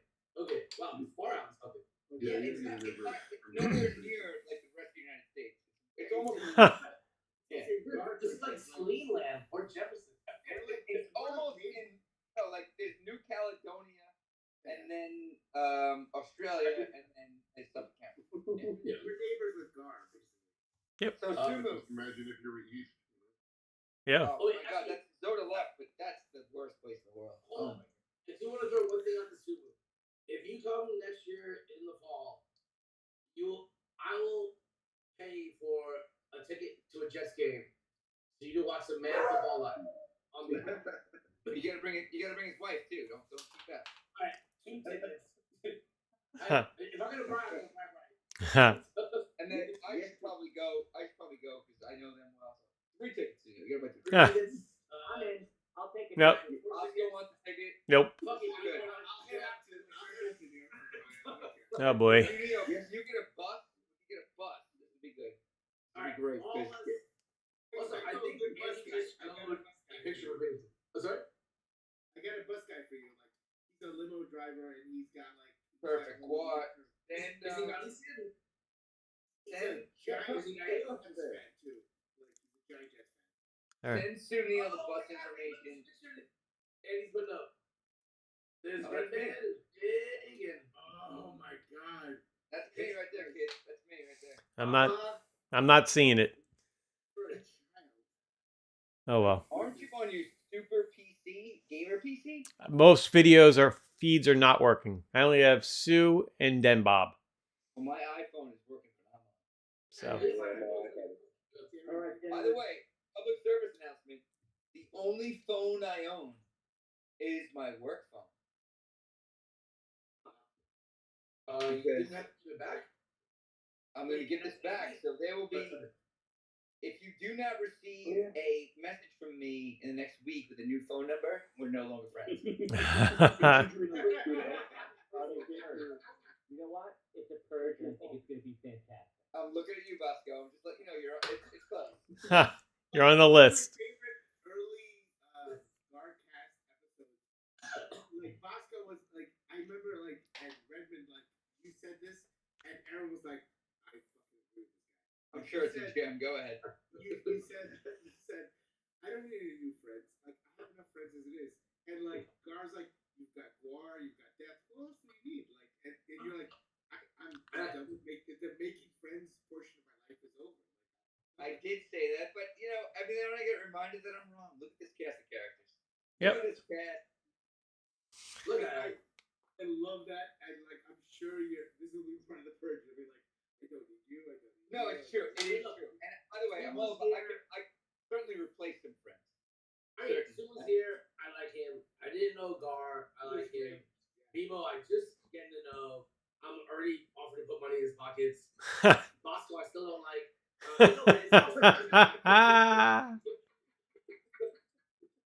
You never liked Andy. You hated Andy Owens. Because he's so perfect. Did you see those biceps? Yeah, look at him. He looks fucking amazing. They're Thomas. It's like just show off game. Come on. Gun show. Give us the gun show. You over here, like Jesus, what is? Oh! Whoa! Staring at the sun. Yeah. It's like we're all getting old and fat, and what doesn't belong and why? I brought up a Sunil story the other day in my house. Oh, really? You're not going to. Well, if you brought up with your children, it's probably taken. Fair enough. Go ahead. So Sunil and I were like, friendly, through college. I have certain memories of Sunil. And then after college, I wanted to go skiing. And Mike was like, hey, Sunil wants to go skiing. So we went to Colorado together. I had a great time. I had a great time, too. So we're in this small little condo, and Sunil's taking a shower, and I hear the blow dryer. And Sunil had, I'm sorry, Sunil. I apologize. So I'm like, why is he using the blow dryer? And Do you remember why? I still do to this day. Yeah, you're drying yourself down below. Yeah. Yeah, it makes sense. Makes sense. Yeah. He's very hairy. Can I try your Under Armour? Your underbits? What the hell are you doing? So Jamil and I go travel cross country. Don't even barely have each other's cell phone numbers. Yeah. They We flew. had a They great time. didn't take cross country. You had cell phones in college? Post college, and Mike was our intermediary. Like I called Mike, and Sunil called Mike, and we both got the lead. Andy called me. He's like, "This guy's blow drying his balls." And then Sunil called me. He's like, "This guy's upset me because I'm blow drying my balls." I think I would expect you to have a separate bowl dryer. I don't think you should be using the same hair dryer that I use. Andy on my was hair. no man uses a In hair fairness, dryer. I don't think it's touching his balls. Doesn't matter. It's still in the area. I don't care. Nobody else was using the hair dryer. I mean, Andy's not using the air dryer. Yeah, I'm Is this shaving. the public hotel hair dryer? Yeah, the one that's attached to the wall. All right. I don't remember, but it was Now, Sunil, do you still own a hair dryer that you dry your balls with? Dennis, happy to holidays. this day, I do it every morning. I dry my Happy balls. holidays to you I and dry your my family. But, I'll well, see. I love it. Let's punch it out on the ball combo. Merry Christmas. Yeah. Good follow. Go, man. So, Anyway, so do you own a hair dryer that you use if you go to the office? Because if you shouldn't be blow drying your balls if you're working from home. Well, I mean, I don't take showers in the office, so I don't. No, I mean before you go to the office in the apartment. Oh yeah. Oh, you mean like if I'm working from home, do I blow dry? No, either way, whatever. How often do you blow dry your balls? That's my question. Yeah, probably like 4 days a week. Wow, you have to admit I use a fan. By the way, it feels like. I mean, once you blow dry your balls, you're gonna be like, you never stop. All right, no. Time out. War, you do what? So I have like one of those big like window fans, and like I come up and I just air dry like Rod Kidwell. Like, same Jerry thing. Maguire. Yeah. Like the same thing. Exactly. That's what I'm saying. Like except So for wait a the minute. You step out of the shower and straddle a window fan? Not really. Like I dry a little bit first with the towel, and then the remnants the fan takes care of. Like like that's A final dry. Yeah. Now, Do you have recommendations on temperature settings? Does that have to be low? If I had a temperature setting yeah. ability, I You would want a change high. it. But Oh God. it's a standard window fan. So I think you're doing it in the wrong order, Guar. we thought you left. I know, but this is too good. Guar, when you go to the car wash, first you go through the air dryer, and then they do a final with the towel. I think you should bowl dry first Because with the people air. do things a certain way doesn't make it the way. Well, do you towel your Like balls? a professional car wash, you do it the right way.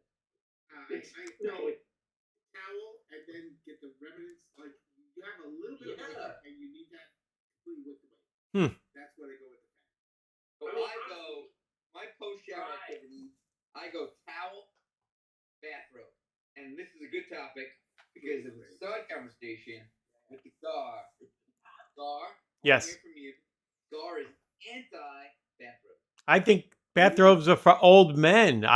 My father wore a robe, not me. I don't walk around the house in it. No. Andy says no. Andy says no. That's like that's what old people. To me, that's old people. I will agree with both in a way. Like I think. Of course you would. And we are. You liberal hag. We're old people. Like we. I'm. Now I've been doing this because I'm old. since I think Nancy bought it from me dating.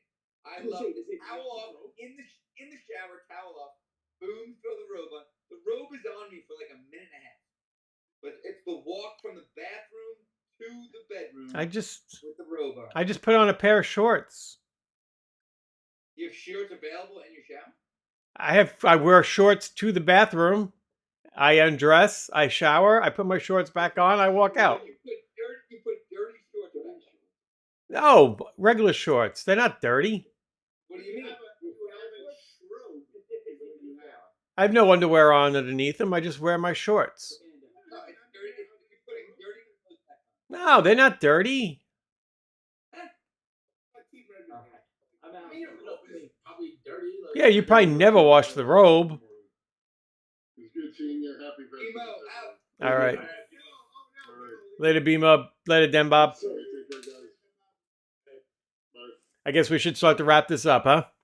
Well, Sunil has no say in this argument because Sunil and I didn't shower for the first like 3 months of the pandemic. oh yeah, it was amazing. Wow, did I smell? So Redmond and showering is really tough. to Yes, begin with. yes. There's more Binghamton people here than anything else. Let me just throw out 2 other Binghamton facts. So Hakeem Jeffries now is the leading from Binghamton is the leading Democrat in Congress in House. Okay, Is that true? Also, he also went to my high school, Midwood High School. there you go. Yeah, In the House of Representatives, he is. Yeah, this is like the house. No, I had no idea. That's crazy. he's a new Pelosi. Yeah. How old is this guy? Like 50. he's 4 years older than us, so it's gotta be like 41. 50 years young. By the way, if you replace that old liberal hag, that's a step in the right direction. You love liberal hacks. Come on. I do. And then- She literally is. You look up liberal hag in the dictionary. Wait, Andy's not done. Andy's not done. No, and Andy, go ahead.